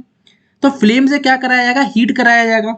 अब जब मैंने आपको बताया कि हमारे सारे इंजीनियरिंग एप्लीकेशंस में कौन यूज हो रहा है, ज़्यादातर स्टील यूज होता है, तो हम यहाँ स्टील के रेस्पेक्ट में पढ़ेंगे। तो सर जी जब मेरे पास कोई भी स्टील का वर्कपीस होगा, कोई भी स्टील का मटेरियल होगा, अगर मुझे उसकी सरफेस हार्डनिंग करानी है, तो अगर मैं फ्लेम हार्डनिंग यूज कर रहा हूँ तो मेरा क्या कर रहा हूँ, कॉमन सेंस वाली बात है, उसके सरफेस को with the help of flame heat कराऊंगा। कुछ भी अभी कुछ भी जो लिखा हुआ है देखो ही मत, केवल कॉमन सेंस वाली बात करो कि हाँ सर जी बिल्कुल लिखा, सरफेस को मैं उसकी फ्लेम से हीट कराऊंगा। कहाँ तक हीट कराऊंगा, क्या कोई बच्चा बता पाएगा? किस टेम्परेचर तक हीट कराऊंगा, क्या कोई बच्चा बता पाएगा? हाँ जी सर, क्यों नहीं बता पाएंगे, क्यों नहीं बता पाएंगे, बिल्कुल बता पाएंगे, क्योंकि सर ये एक हीट ट्रीटमेंट प्रोसेस है, क्योंकि सर ये एक हीट ट्रीटमेंट प्रोसेस है। और जितने भी अभी तक हमने स्टील वाले, स्टील के केस में जो भी हीट ट्रीटमेंट प्रोसेस देखे, उसमें हम हीट करा रहे थे ऑस्टेनाइजिंग टेम्परेचर तक। वाह बेटे वाह, बहुत बढ़िया, बहुत बढ़िया, बहुत बढ़िया जवाब दिया आप सभी बच्चों ने कि हाँ यहाँ हम जो हीट कराएंगे फ्लेम के साथ भी, फ्लेम के साथ भी हीट कराएंगे उसके ऑस्टेनाइजिंग टेम्परेचर तक। मन करा तो होल्ड करेंगे, नहीं कर रहा तो नहीं, जैसी आपकी आवश्यकता है, जैसी आपकी नीड है। उसके बाद क्या करा देंगे, कूलिंग करा देंगे। उसके बाद क्या करा देंगे, कूलिंग करा देंगे। उसके बाद क्या करा देंगे, कूलिंग। अब जितने भी मेथड है उनमें थोड़ा थोड़ा डिफरेंस आता चला जाएगा, कहानी यही रहेगी। तो फ्लेम हार्डनिंग में क्या करूंगा, with the help of the flame मैं मटेरियल के सरफेस को कराऊंगा हीट, उसे ले जाऊंगा ऑस्टेनाइजिंग टेम्परेचर तक, फिर करा दूंगा कूल। अब जैसा कि यहाँ इमेज में देख लो, पहले इमेज में देख लो, ये मेरा मटेरियल है, ये मेरा वर्क पीस है, ये मेरी आपकी नोजल है जिससे निकल रही है फ्लेम। ये क्या करेगी, इसके सरफेस को कर देगी क्या, हीट। कितना हीट करेगी, इसके ऑस्टेनाइजिंग टेम्परेचर तक। यहाँ देख सकते हो, यहाँ देख सकते हो, ये जो सरफेस है इसको कर रही है आपकी यहाँ तक हीट। A3 टेम्परेचर लाइंस, क्या टेम्परेचर लाइंस याद है, A3 क्या थी, A1 क्या थी, नहीं याद, नहीं सर जी बिल्कुल नहीं समझ में आ रहा, नहीं याद आ रहा। तो बच्चों आपको पुराना लेक्चर देखना पड़ेगा, जब हमने आपको आयरन कार्बन डायग्राम पढ़ाया था, सारी टेम्परेचर लाइंस के बारे में बताया था। A1 लाइन कौन सी होती है, A3 कौन सी होती है, ACM कौन सी होती है, A2 सारी लाइंस का मतलब हमने आपको बताया था। तो वहाँ लेक्चर जाके देखिएगा, इधर आई बटन मिल जाएगा, यहाँ पर आप क्लिक करिएगा, प्लेलिस्ट मिलेगी, प्लेलिस्ट में जाइएगा आयरन कार्बन डायग्राम वाले लेक्चर पर, और आपको सारी चीजें पता चल जाएंगी। ठीक है, तो यहाँ हमने क्या करा, इसको ऑस्टेनाइजिंग टेम्परेचर से हमने क्या कर दिया, थोड़ा सा अब हीट करा दिया। तो यहाँ जब मैं इसकी कूलिंग कराऊंगा तो मेरा क्या होगा, ये सरफेस की रैपिड कूलिंग जैसे कैसे कराई जाएगी, रैपिड कूलिंग सर जी वाटर यूज करेंगे, ऑयल, वाटर, वाटर ऑयल, हाँ सर जी वाटर यूज करेंगे, वाटर ही यूज होता है, बिल्कुल बहुत बढ़िया बच्चों। तो हम क्या करेंगे, वाटर, हमने क्या करते हैं फ्लेम हार्डनिंग में, फ्लेम की हेल्प से इसके सरफेस को हीट कर देते हैं, इसको ले जाते हैं उसके ऑस्टेनाइजिंग टेम्परेचर से ऊपर, और फिर मैं क्या करता हूं, साथ में ही साथ की साथ क्या कर देता हूं, उसकी क्वेंचिंग करा देता हूं with the help of the spray of water. Water की स्प्रेइंग करा देता हूं सरफेस पे, और जैसे ही वाटर की स्प्रेइंग कराई, इतने बढ़िया, इतने हाईएस्ट कूलिंग रेट मिलते हैं कि मेरा सरफेस पे बन जाता है मार्टेनसाइट। देखो सरफेस पे क्या बन जाता है, सरफेस पे बन जाता है मार्टेनसाइट, और मेरा अंदर जो रहता है वो क्या रहता है, आपका पर्लैट और आपका फेराइट, जो कि क्या होगा, टफ होगा। अब डिपेंड करता है कि सर जी मुझे कितनी डेप्थ तक, कितनी डेप्थ तक आपकी, अब डेप्थ तक, कितनी डेप्थ तक चाहिए, क्या करना है, वो सारा हार्डनेबिलिटी में कॉन्सेप्ट पढ़ाया था, कितनी डेप्थ तक जाएगा, कितनी ईज है उसकी मार्टेनसाइट बनने की। अगर ज़्यादा उसकी हार्डनेबिलिटी अच्छी होगी तो आपका क्या होगा, बहुत ईजिली आपका ज़्यादा डेप्थ तक हार्ड बन जाएगा। लेकिन मुझे क्या ज़्यादा डेप्थ तक नहीं चाहिए, मुझे चाहिए एक रिक्वायरमेंट के अनुसार, उसे बोलते हैं बेसिकली केस डेप्थ।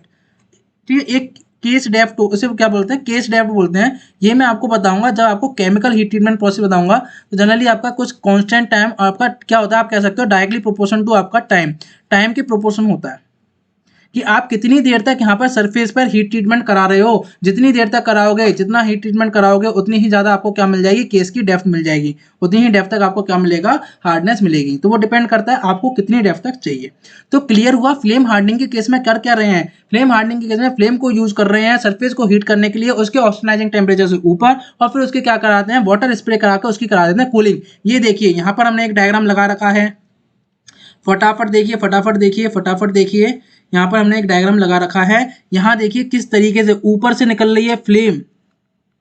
ये फ्लेम कौन सी होती है सर जी? क्या आपने गैस वेल्डिंग देखी है? क्या किसी बच्चे ने गैस वेल्डिंग होती हुई, हाँ सर जी देखी है। ऑक्सी एसिटिलीन, ऑक्सी एसिटिलीन की क्या करते हैं, केमिकल मिक्सचर यूज करते हैं फ्लेम प्रोड्यूस करने के लिए। तो ज्यादातर क्या होगी, ऑक्सी एसिटिलीन फ्लेम ही यूज होगी। ठीक है, ज्यादातर जो देखा गया है, जो देखते हैं ऑक्सी एसिटिलीन फ्लेम आपकी देख। तो ये फ्लेम कौन सी है, वही जो गैस वेल्डिंग, गैस वेल्डिंग देखिए, याद करो वही सेम फ्लेम है, वही फ्लेम है। यहाँ से आपकी निकल रही है फ्लेम, और देखो तुरंत नीचे, नीचे से आपका वाटर स्प्रे हो रहा है। तुरंत आपका क्या हो रहा है, वाटर स्प्रे कर रहा है, जो कि क्या कर रहा होगा, इसकी क्वेंचिंग कर रहा होगा। और मुझे क्या मिल जाएगी, सरफेस मिल जाएगा हार्ड, और मुझे क्या मिल जाएगा, कोर मिल जाएगा, सेंटर मिल जाएगा उसका टफ, वहां पर मिल जाएगा मुझे परलाइट।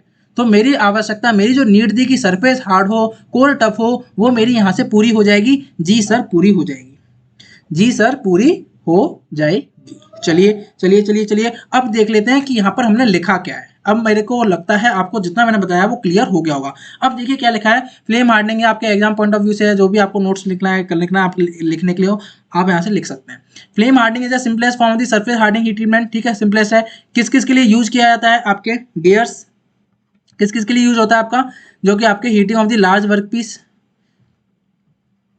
जैसे कि आपकी क्रैंक शाफ्ट हो गई, एक्सेल हो गई, लार्ज बड़े बड़े गियर्स हो गए, कैम हो गई, बेंडिंग रोलर्स, देख लो कितने इंपॉर्टेंट आपके कंपोनेंट हैं, उनको हमें इस तरीके से सरफेस हार्डनिंग कराने की जरूरत पड़ती है। जितने भी अदर कॉम्प्लिकेटेड क्रॉस सेक्शंस होते हैं, सबकी हमें क्या करानी पड़ती है, हम इसके फ्लेम हार्डनिंग की हेल्प से सरफेस हार्डनिंग करा सकते हैं। बाय एंड देखो यहाँ लिखा हुआ है ऑक्सी एसिटिलीन, जो मैंने अभी आपको बताया था, ऑक्सी एसिटिलीन और ऑक्सी फ्यूल यूज करते हैं by spraying a jet of water as a coolant.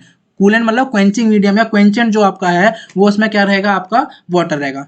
Simple है, कुछ भी नहीं है, कुछ भी नहीं, अपने अपने वर्ड में लिख सकते हो। अब सिंपल सी बात है, सरफेस पे आपने क्या करी, क्वेंचिंग करा दी, तो सरफेस पे क्या बनेगा, सरफेस पे बन जाएगा मार्टेनसाइट। सरफेस पे क्या बन जाएगा, सरफेस पे बन जाएगा आपका मार्टेनसाइट। बिल्कुल बनेगा, बिल्कुल बनेगा। ठीक है, हार्डनेस इन फ्लेम हार्डन इसलिए ड्यू टू द मार्टेनसाइट, क्या होगा, क्योंकि मार्टेनसाइट बनेगा इसलिए हार्डनेस मिल जाएगी।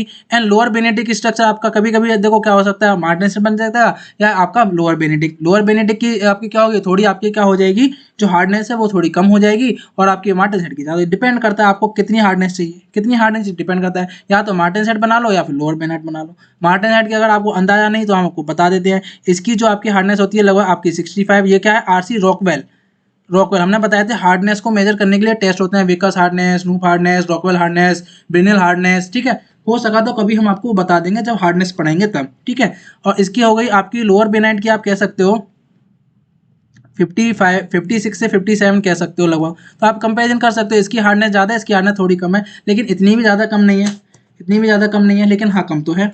तो जितनी आपको हार्डनेस चाहिए उसके अकॉर्डिंग आप बना सकते हो। अब देखिए क्या लिखा हुआ है, overheating of the workpiece should be avoided. Overheating हमें करनी है नहीं, तो क्या होगा, there is a danger of the cracking after quenching. क्योंकि इसमें हम क्या करा रहे हैं, क्योंकि पहले जब हम हार्डनिंग करा रहे थे तो हम क्या करते, कुछ देर तक होल्ड कर रहे थे, फिर हम क्वेंचिंग कर दे। लेकिन इसमें क्या कर रहे हैं, जैसे ही हीट हुआ तुरंत क्वेंचिंग, तुरंत क्वेंचिंग। और जब क्वेंचिंग करा दी तो क्या बताया था, थर्मल स्ट्रेसेस प्रोड्यूस होती हैं। हाँ सर जी, क्वेंच क्रैक्स आते हैं, हाँ सर जी आते हैं। तो वही क्या करेंगे, मटेरियल को डिस्टॉर्ट कर देंगे, बिल्कुल कर देंगे, मटेरियल को डिस्टॉर्ट कर देंगे, बिल्कुल कर देंगे। वही कॉन्सेप्ट है, ज़्यादा देर तक हीट करा दी, क्वेंचिंग करा दी, डिस्टॉर्शन हो जाएगा, डिस्टॉर्शन हो जाएगा। बेस्ट एग्जांपल हमने क्या दिया था, आपको बताया था, फिर से हम आपको बता देते हैं, नहीं देखा हो दोबारा देखिएगा। हिस्ट्री टीवी 18 पर, हिस्ट्री टीवी 18 पर एक एपिसोड आता है फोर्स्ड इन फायर, मज़ा आ जाएगा देख के, मेरा तो फेवरेट शो है, मजा आ जाएगा।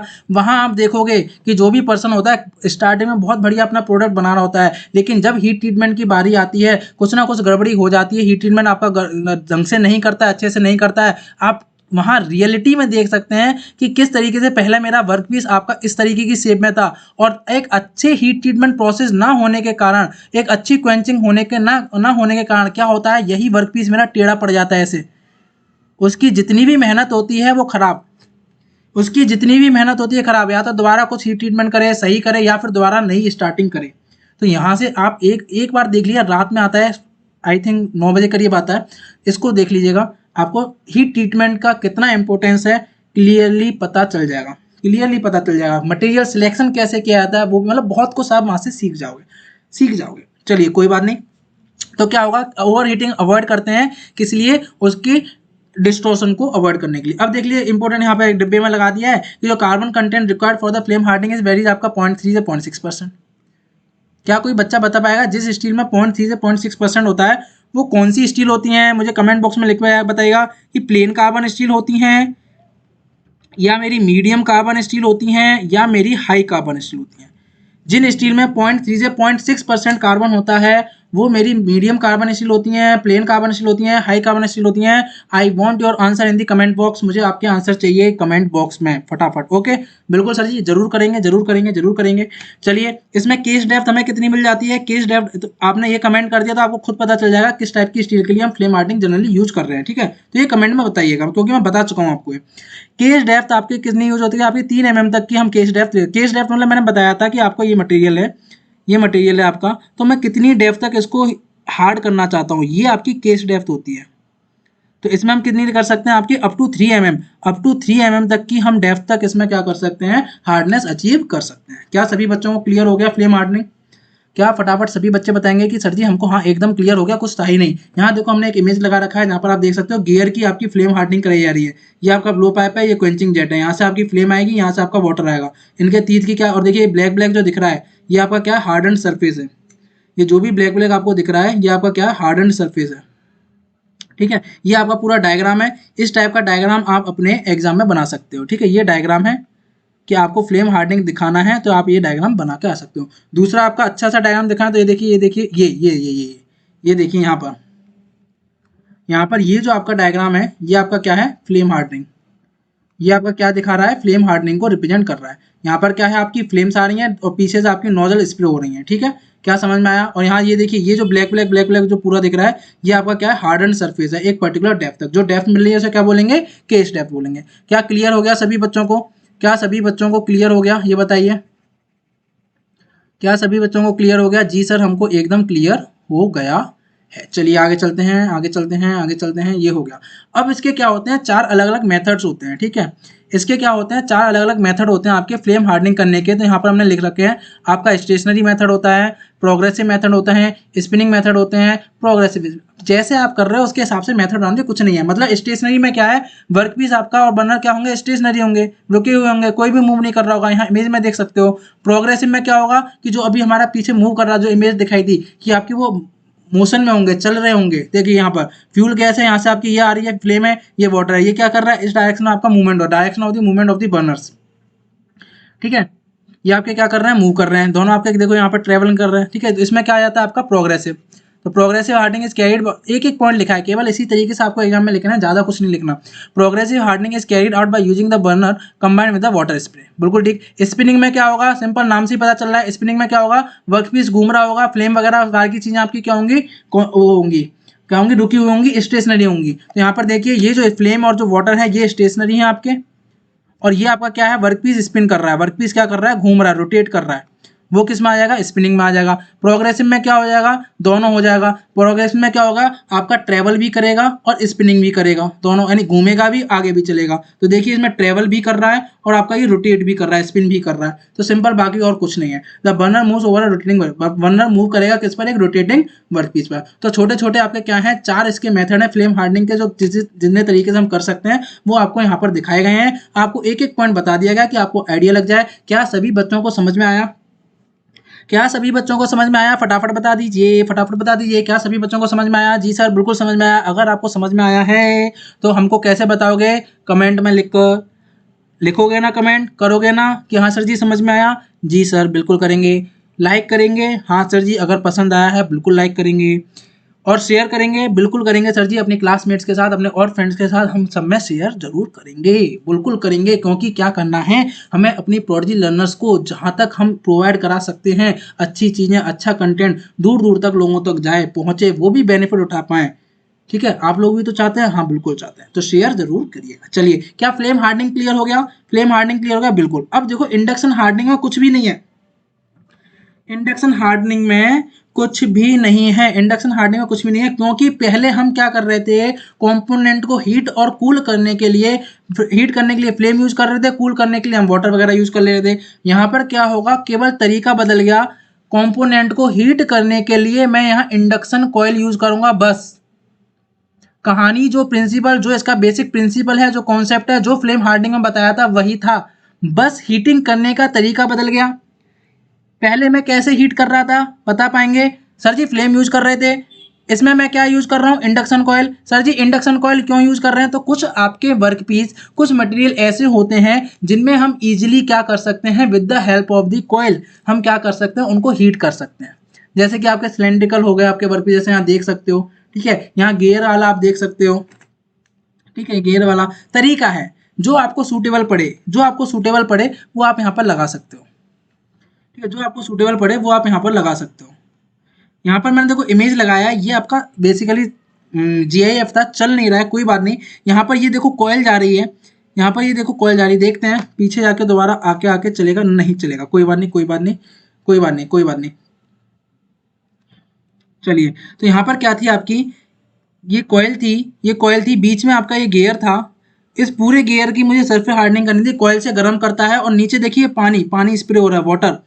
और जैसे ही एक सरफेस आपका किस टेम्परेचर, बताओ बताओ फटाफट बताओ, किस टेम्परेचर तक हीट कराएंगे? सर जी ऑस्टेनाइजिंग, बिल्कुल ठीक, बिल्कुल ठीक। और जैसे ही पहुंचेगा क्या करेंगे, इसे यहाँ से छोड़ देंगे, ये डिप करके नीचे आ जाएगा, ये डिप करके क्या आ जाएगा, आप सॉरी यहाँ से क्या हो जाएगा, छूट के नीचे आएगा और पानी में डिप कर जाएगा, और क्या हो जाएगी, इसकी क्वेंचिंग हो जाएगी, हार्ड सरफेस मिल जाएगा, और फिर क्या करेंगे, पानी से निकाल लेंगे। यहाँ पर देखिए देख रखा है आपका, कुछ नहीं है इसमें, कुछ भी नहीं है आपका, केवल क्या है कि इंडक्शन कॉइल यूज करेंगे, क्या करेंगे, इंडक्शन। अब देखिए sorry sorry sorry sorry sorry sorry, कोई बात नहीं। अब देखिए क्या लिखा हुआ है, केवल वो पढ़ लीजिए आपका, बाकी इसमें कुछ भी नहीं है, प्रिंसिपल सेम था। इंडक्शन हार्डनिंग में भी use for the local surface, ये तो हमने बता ही दिया, जितने भी आपके सरफेस हार्डनिंग वाले हैं सब भी आपके सिलेक्टिव सरफेस हार्डनिंग मेथड भी बोलते हैं, क्योंकि लोकल हीट ट्रीटमेंट की तरह भी यूज कर सकते हो। तो ये भी आपका क्या है, लोग मुझे मान लीजिए केवल यही वाला जो आपका टूथ है, ये आपको मुझे आपका हार्ड बनाना है, तो क्या करा, यूज कर लिया। Generally it is use to harden the crankshaft, crankshaft आपको हार्ड करनी है, कैम साफ्ट आपको हार्ड करनी है, गियर्स हार्ड करने हैं, क्रैंक पिन्स एक्सेल। क्या सर हम फ्लेम हार्डनिंग से नहीं कर सकते थे? कर सकते थे, तरीके अलग अलग हैं, जो आपको अच्छा लगे, जो सूट हो, जो सूटेबल हो आपके लिए, वो आप यूज कीजिए, ठीक है। लेकिन अब देखिए क्या है इन दिस प्रोसेस, इस प्रोसेस में क्या होता है, ये पॉइंट आपका इंपोर्टेंट आपको लिखना है, तो ये पॉइंट आपको लिखना पड़ेगा।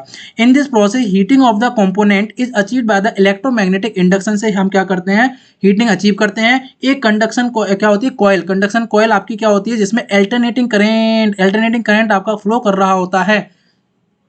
अब इसका वो क्यों कर रहे हैं, अल्टरनेटिंग करंट इंडक्शन कॉइल में, इससे सर जी हमें सरफेस हार्डनेस कैसे मिल जा रही है, थोड़ा बताएंगे, बिल्कुल बताएंगे। देखिए, अ कंडक्टर कैरीज, आप ध्यान से पढ़िए, a conductor carries an alternating current of the high frequency का करंट इसमें फ्लो कराते हैं, which is then induced in the enclose steel part, जो कि कहाँ इंड्यूस हो जाता है, जो जिस भी स्टील पार्ट के चारों ओर हमने कॉइल लगाई है उसमें इंड्यूस हो जाएगा with in the magnetic field of the coil. अब इसकी वजह से क्या होगा, जब मैं ऐसा करूंगा, कॉइल के थ्रू करंट फ्लो कराऊंगा, हीटिंग कराऊंगा, तो क्या होगा, induction heating take place, induction heating होगी, और जो आपका हीट, जो जो हीट जनरेट होगी वो केवल किसे अफेक्ट करेगी, ध्यान से देखिए, बिल्कुल बिल्कुल बिल्कुल, तभी तो यूज कर रहे हैं बालकों, तभी तो यूज कर रहे हैं। The heat so generated affects only the outer surface of the steel component due to skin effect.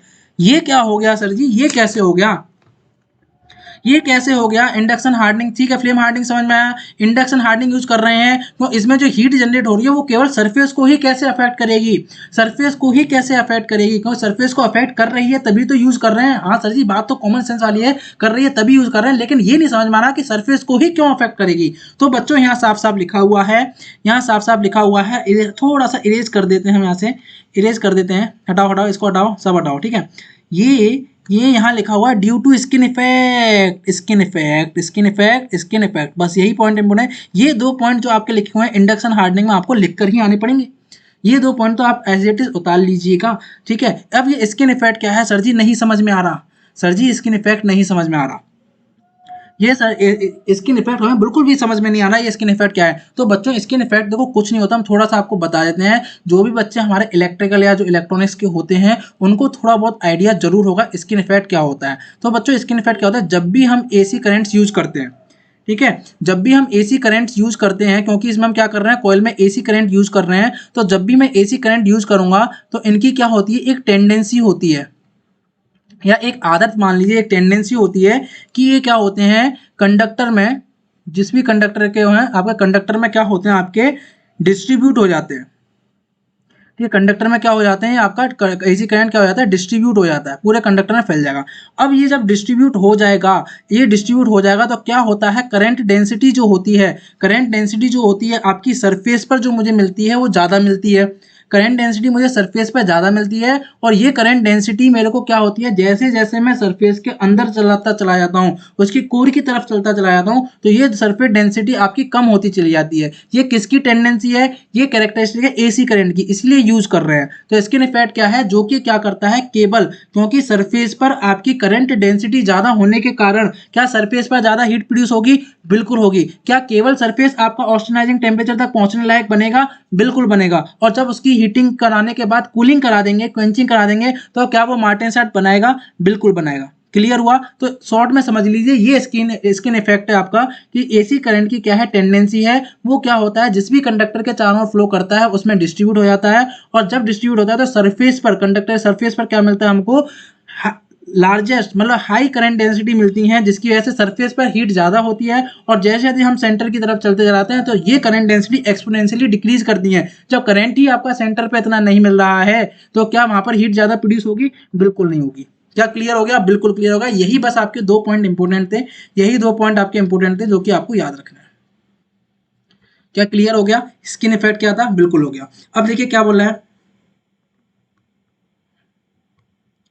अब देखिए क्या बोल रहा है, the degree of the flow of current outer surface of the component depend on the frequency. अब ये कितना current की डिग्री क्या भेजे वो आपकी फ्रीक्वेंसी पर, रेजिस्टिविटी, परमिलिटी और कॉम्पोनेंट, ठीक है, फालतू का पॉइंट है, कोई बात नहीं। लेकिन ये आपकी जो आपके लिखना है, ये चार पॉइंट तो आप इसमें लिख ही दीजिएगा, सफिशियंट है। डायग्राम बना दीजिएगा, कोई भी एक डायग्राम बना दीजिएगा, आपका हो जाएगा। क्या इंडक्शन हार्डनिंग समझ में आया, बिल्कुल समझ में आ गया। ये थोड़ा एक्स्ट्रा हमने यहाँ पर लिख दिया है आपके लिए, कि अगर आपको पढ़ा हो या नहीं पढ़ा हो, आपकी नॉलेज के लिए हमने यहाँ पर लिख दिया है। ये इस तरीके का आप डायग्राम बना दीजिएगा इसका,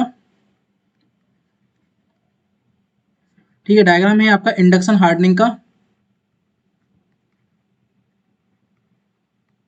ठीक है, बिल्कुल ठीक है। चलिए क्या लिखा हुआ है यहाँ पर एक बार देख लीजिए।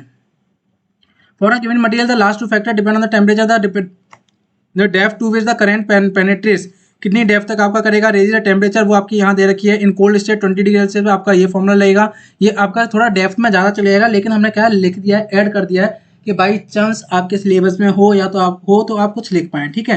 यहाँ पर आपका डी क्या है, फॉर्मूला है कि आपका कितनी डेप्थ तक आपका करंट आपका पहुंच जाएगा। तो D is the depth, up two is the current flow, किस डेप्थ तक आपका करंट फ्लो करेगा। एफ इज द फ्रीक्वेंसी, किस पर डिपेंड कर रहा है, डेप्थ आपका फ्रीक्वेंसी पर डिपेंड कर रहा है। The relation of the depth of the hardening degree, आपके क्या हो रही है, डेप्थ जो है आपकी फ्रीक्वेंसी के साथ साथ क्या हो रही है, डिक्रीज होती है। जैसे देखो कि अपॉन में 20 upon under root F, frequency बढ़ाऊंगा तो डेप्थ क्या होगी, कम हो जाएगी। इन एडिशन टू दी, इसलिए तो पीछे लिखा हुआ था हाई फ्रीक्वेंसी, पीछे लिखा हुआ था ना हाई फ्रीक्वेंसी पे क्यों भेजते हैं, क्योंकि आपका ये रिलेशन देखिए, क्योंकि डेप्थ कम हो जाएगी, क्योंकि मुझे सरफेस को ही हार्ड कराना है, तो मैं फ्रीक्वेंसी हाई भेजूंगा, सिंपल सी बात है, ठीक है। In addition to the direct heating of the skin by the skin by induce current, there is also some heating code due to the conduction of the heat, ठीक है। और बता रहा है कि स्किन इफेक्ट के अलावा क्या होता है, आपका कंडक्शन ऑफ हीट का, कंडक्शन की वजह से भी आपकी हीटिंग होती है। तो यहाँ पर आपका ये फॉर्मूला दे रखा है, ठीक है। ये सारी चीजें आपकी अभी जरूरत नहीं है, ठीक है, लेकिन आप इसको रीड कर लिए। जो इंपॉर्टेंट पार्ट था कि इंडक्शन हार्डनिंग में होता क्या है, वो हमने आपको क्लियर करा दिया। अब बात आती है इलेक्ट्रॉन बीम, दो आपके कंप्लीट हो गए, दो आपके कंप्लीट हो गए। अब बात आती है इलेक्ट्रॉन बीम हार्डनिंग। ये डायग्राम है आपका, ठीक है। यहाँ पर कुछ पॉइंट्स लिखे हुए हैं, देख लीजिएगा, इनको ऐड कर लीजिएगा। लेकिन मैं कुछ पॉइंट्स आपको यहाँ पर लिखाऊंगा, जिससे कि आपको थोड़ा अच्छे से क्लियर हो जाए, एक अच्छा आप नोट्स बना पाए, एक अच्छे नोट्स आप बना पाए, आपको क्लियर हो जाए कि इलेक्ट्रॉन बीम आपका हार्डनिंग में हो क्या रहा है। तो सिंपल सी बात है, ठीक है, वो पॉइंट आप देख लीजिएगा, लेकिन जो मैं लिखा रहा हूँ वो पॉइंट आप अपने नोट्स में लिख लेंगे तो वो भी अच्छा रहेगा, ठीक है। चलिए, तो देखिए क्या होता है कि अगर मैं आपकी इलेक्ट्रॉन बीम हार्डनिंग की बात करता हूँ तो सिंपल सी बात है, पेन ले लेते हैं।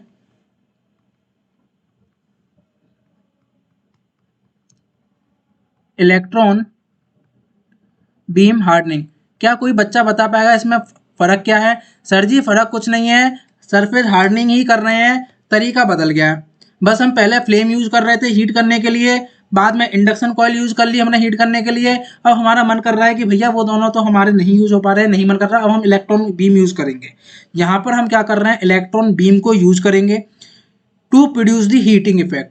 क्या प्रोड्यूस करने के लिए? मटेरियल के सरफेस को हीट करने के लिए इलेक्ट्रॉन को हम यूज करेंगे। इलेक्ट्रॉन बीम को क्या कराएंगे, इलेक्ट्रॉन्स को बॉम्बार्ड कराएंगे सरफेस पर। तो पहले कॉमन सेंस वाली बात कर लेते हैं जिससे समझ में आ जाए। बिल्कुल ठीक है, तरीका वही रहेगा, हीटिंग होगी, कूलिंग कर देंगे, फिर आपका क्या हो जाएगा, सरफेस में मार्टेनसाइट बन जाएगा, हार्डनेस मिल जाएगी। लेकिन हीटिंग करने का तरीका क्या है, उसको हीट करने का तरीका क्या है? इस बार आपका हीट करने का तरीका है इलेक्ट्रॉन बीम। इलेक्ट्रॉन बीम को क्या कराएंगे, बॉम्बार्ड करा देंगे, सरफेस आपका हीट होगा। सर जी कितनी हीटिंग कराएंगे, क्या मेल्ट करा देंगे? नहीं बच्चों, मेल्ट नहीं कराना है, मटेरियल को हमें मेल्ट करा के अलग नहीं करना है, हमें इलेक्ट्रॉन बीम मशीनिंग नहीं करनी है। या इलेक्ट्रॉन बीम एक वेल्डिंग भी होती है, आपने पढ़ा होगा इलेक्ट्रॉन बीम वेल्डिंग। हमें वेल्डिंग नहीं करनी, मटेरियल को मेल्ट नहीं कराना, हमें केवल इतनी हीटिंग करनी है कि मटेरियल के सरफेस का टेम्परेचर उसके ऑस्टेनाइजिंग टेम्परेचर, ऑस्टेनाइट जहां स्टेबल होता है उस टेम्परेचर से ऊपर आपका पहुंच जाए, उसके बाद हम इसकी कूलिंग करा देंगे तो हमारा पर्पस फुलफिल हो जाएगा। अब इलेक्ट्रॉन बीम यूज करेंगे। अब सबसे इंपॉर्टेंट बात क्या है कि इलेक्ट्रॉन बीम हमारी यूज होती है वैक्यूम में। सर जी हाँ जी, वैक्यूम में क्यों यूज करते हैं? क्योंकि अगर वैक्यूम यूज नहीं करेंगे तो जो इलेक्ट्रॉन है आपके एटमॉस्फेरिक जो मॉलिक्यूल्स हैं, आयंस हैं, उनके साथ आपके क्या करेंगे, इंटरेक्ट हो जाएंगे, उनके साथ जॉइन हो जाएंगे, और जो एनर्जी ये लेकर आ रहे थे अपने साथ वो एनर्जी सरफेस पर नहीं प्रोवाइड कराएंगे, और क्या होगा आपका, क्या हो जाएगा, कंटामिनेशन हो जाएगा। जहां से आपका इलेक्ट्रॉन निकल रहे थे वो उसका कंटामिनेशन हो जाएगा, जिस इलेक्ट्रॉन निकल से मटेरियल जहां पर इलेक्ट्रॉन जा रहे थे सबका कंटामिनेशन हो जाएगा, जो प्रोसेस आप यूज कर रहे थे वो पूरा फेल हो जाएगा। इसीलिए कि आपके जो इलेक्ट्रॉन हैं वो आपके एटमॉस्फेरिक आयन से, मॉलिक्यूल से आपके इंटरेक्ट ना करें, इसीलिए इस प्रोसेस को कहाँ कराया जाता है, वैक्यूम में। ऐसे ही आपकी इलेक्ट्रॉन बीम वेल्डिंग जो होती है वो भी वैक्यूम में ही कराई, तो जितने भी इलेक्ट्रॉन वाले जो काम है वो वैक्यूम में ही कराए जाते हैं। सिंपल सी बात याद रखिएगा। क्या समझ में आ गया? बिल्कुल समझ में आ गया। अब इसमें हम क्या करते हैं, कुछ पॉइंट्स आपको लिखा देते हैं जिससे कि आप अपने एग्जाम में लिख के आ पाओ। तो पेन ले लेते हैं, तो यहां लिखेंगे इलेक्ट्रॉन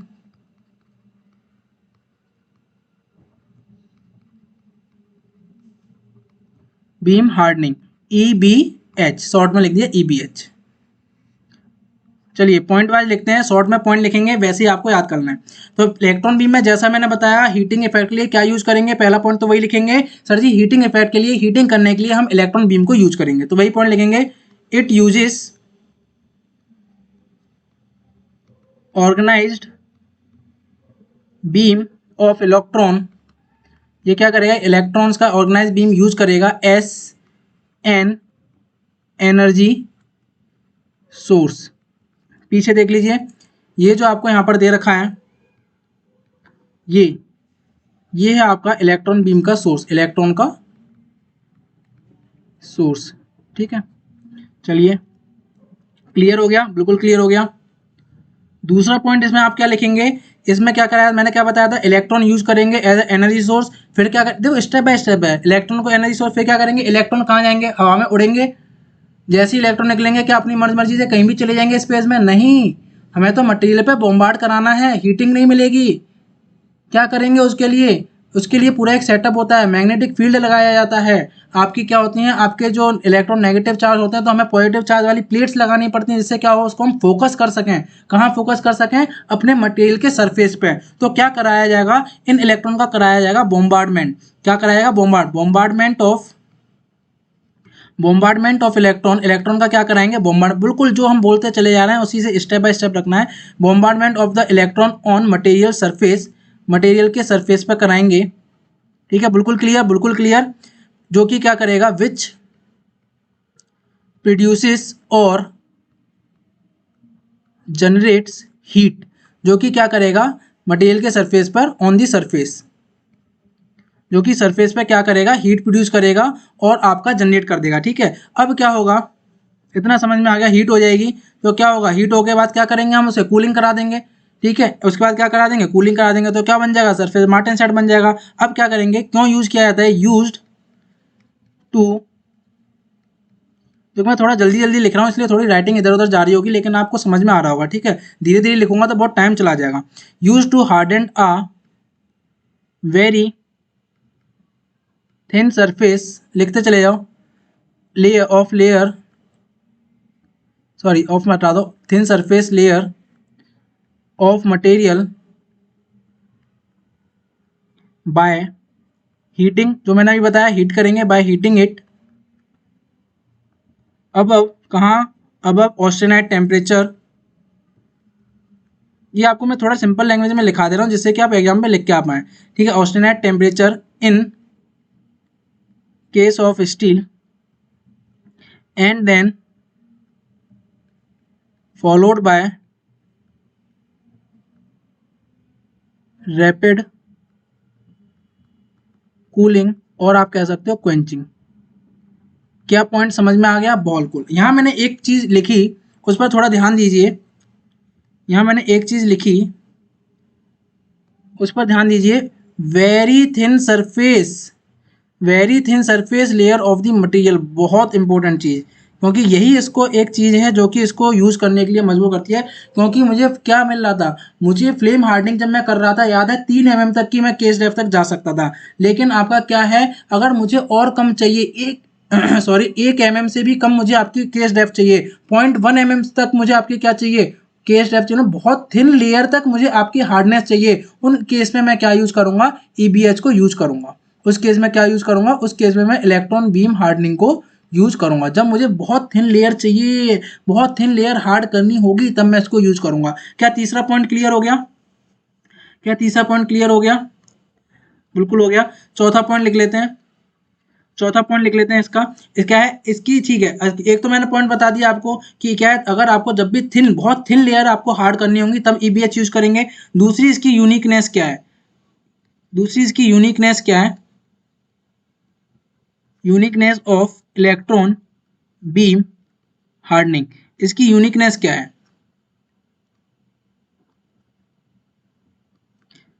इसकी यूनिकनेस क्या है वो लिख लीजिए। इसकी यूनिकनेस है, देखो इसकी यूनिकनेस, जो मेन इंपॉर्टेंट यूनिकनेस इसकी अगर बात करते हैं, एक तो इसकी सेल्फ क्वेंचिंग वाली होती है, ठीक है। और दूसरी जो यूनिकनेस मैंने बताई, ये जो very thin layer of the, very thin surface layer of material, तो इसको हम यहाँ लिख लेते हैं। पहली यूनिकनेस क्या है आपका, able, it is able to harden, it is able to harden only the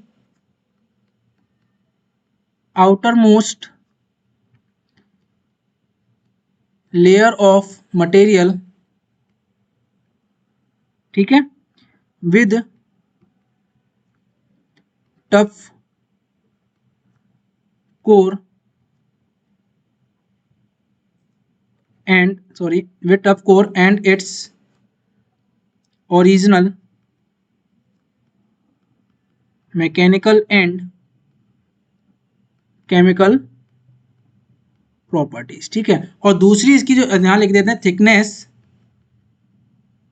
thickness less than 0.1 mm, 0.1 mm से आपकी थिकनेस चाहिए, उसको भी हम क्या कर सकते हैं, हार्ड कर सकते हैं, कैन बी हार्डन,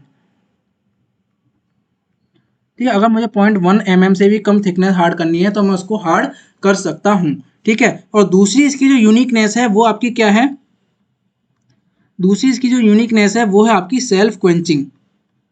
सर जी ये सेल्फ क्वेंचिंग क्या है? सेल्फ क्वेंचिंग मतलब, यही पॉइंट इंपॉर्टेंट है, बहुत इंपॉर्टेंट। सेल्फ क्वेंचिंग यही क्या है कि इसमें no need of the quenching है cooling medium, no need of cooling medium, ठीक है।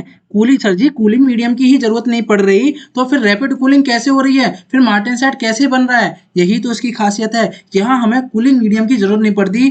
क्यों नहीं पड़ती? क्योंकि इसको, इसमें होती है सेल्फ क्वेंचिंग। अब ये सेल्फ क्वेंचिंग का मतलब क्या है? सेल्फ क्वेंचिंग का मतलब ये है, क्योंकि अभी हमने आपको बताया कि ये जो आपका आपका जो इलेक्ट्रॉन बीम होती है, बहुत थिन लेयर, बहुत थिन लेयर, बहुत पतली सी, देखो बहुत पतली सी लेयर मैं यहाँ ड्रॉ कर रहा हूँ, ये बहुत पतली सी लेयर को आपका क्या कर रही है, हार्ड कर रही है। इस पतली सी लेयर का जो मास होता है, जो मास होता है, और ये जो पूरा अनक्वेंच अनहार्डेंड जो है, जो पूरा अनहार्डेंड जो मटेरियल है, इसका जो मास होता है, इसका रेशियो होता है बहुत कम, इसका रेशियो होता है बहुत कम। तो क्या होता है, कूलिंग प्रोवाइड कराता है ये अनहार्डेंड मटेरियल। जो अनहार्डेंड आपका मटेरियल जो अंदर नीचे है, वो आपके इतने सफिशिएंट कूलिंग रेट्स प्रोवाइड करा देता है, वो इतने सफिशिएंट कूलिंग रेट्स आपके प्रोवाइड करा देता है, जिससे कि आपका ये जो सरफेस, ये जो थिन लेयर है, ये मार्टेनसाइट में बदल जाती है। क्लियर हुआ? उसी को बोलते हैं सेल्फ क्वेंचिंग। उसी को क्या बोलते हैं? Self quenching. तो इसका हम पॉइंट लिख लेते हैं। सेल्फ क्वेंचिंग का मतलब क्या है आपका, इसे पहले डिलीट कर देते हैं, यहाँ से इसको डिलीट कर देते हैं, यहाँ से इसको हटा देते हैं, इसको हटा देते हैं। सेल्फ क्वेंचिंग का हम आपको पॉइंट लिखा देते हैं।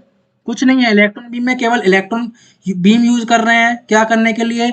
हीट करने के लिए। दूसरी क्या है, कोई भी कूलिंग मीडियम की नहीं यूज होगा। तीसरा पॉइंट इंपॉर्टेंट क्या है कि बहुत थिन लेयर हम मटेरियल की हार्ड कर सकते हैं, और आपका क्या है, सेल्फ क्वेंचिंग आपका क्या। और दूसरा आप चौथा इंपॉर्टेंट पॉइंट क्या है, वैक्यूम। वैक्यूम में कराया जाता है आपका electron beam.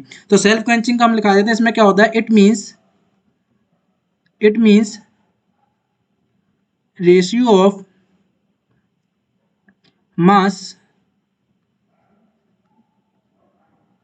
Affected by electron beam hardening में EBH लिख दे रहा हूं, EBH and unaffected mass is too small that the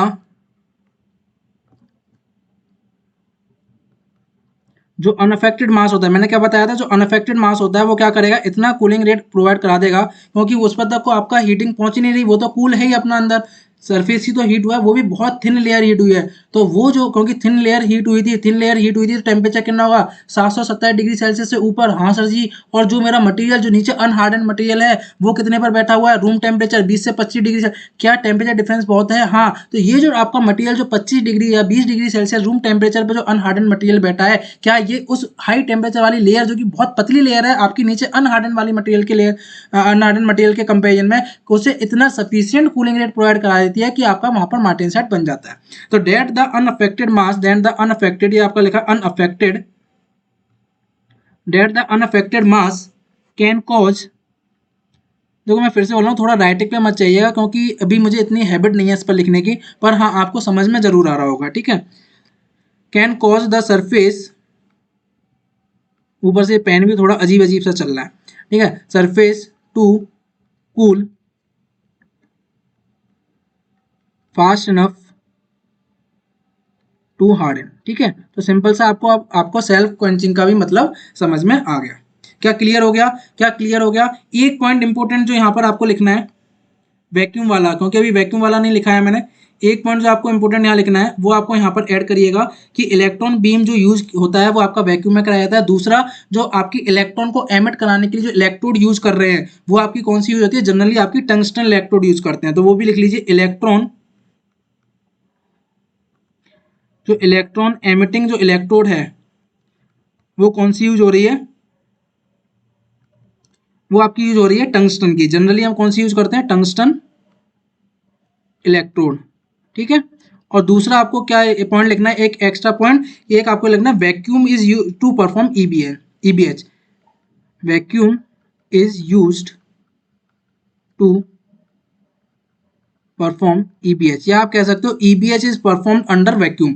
जो EBH यानी आपकी इलेक्ट्रॉन बीम हार्डनिंग है, वो आपकी किसके अंडर में कराई जाती है, वैक्यूम। और वैक्यूम के अंडर में क्यों करा रही थी, टू अवॉइड, लिख लो यहाँ पर भी एक छोटा पॉइंट, टू अवॉइड कंटामिनेशन।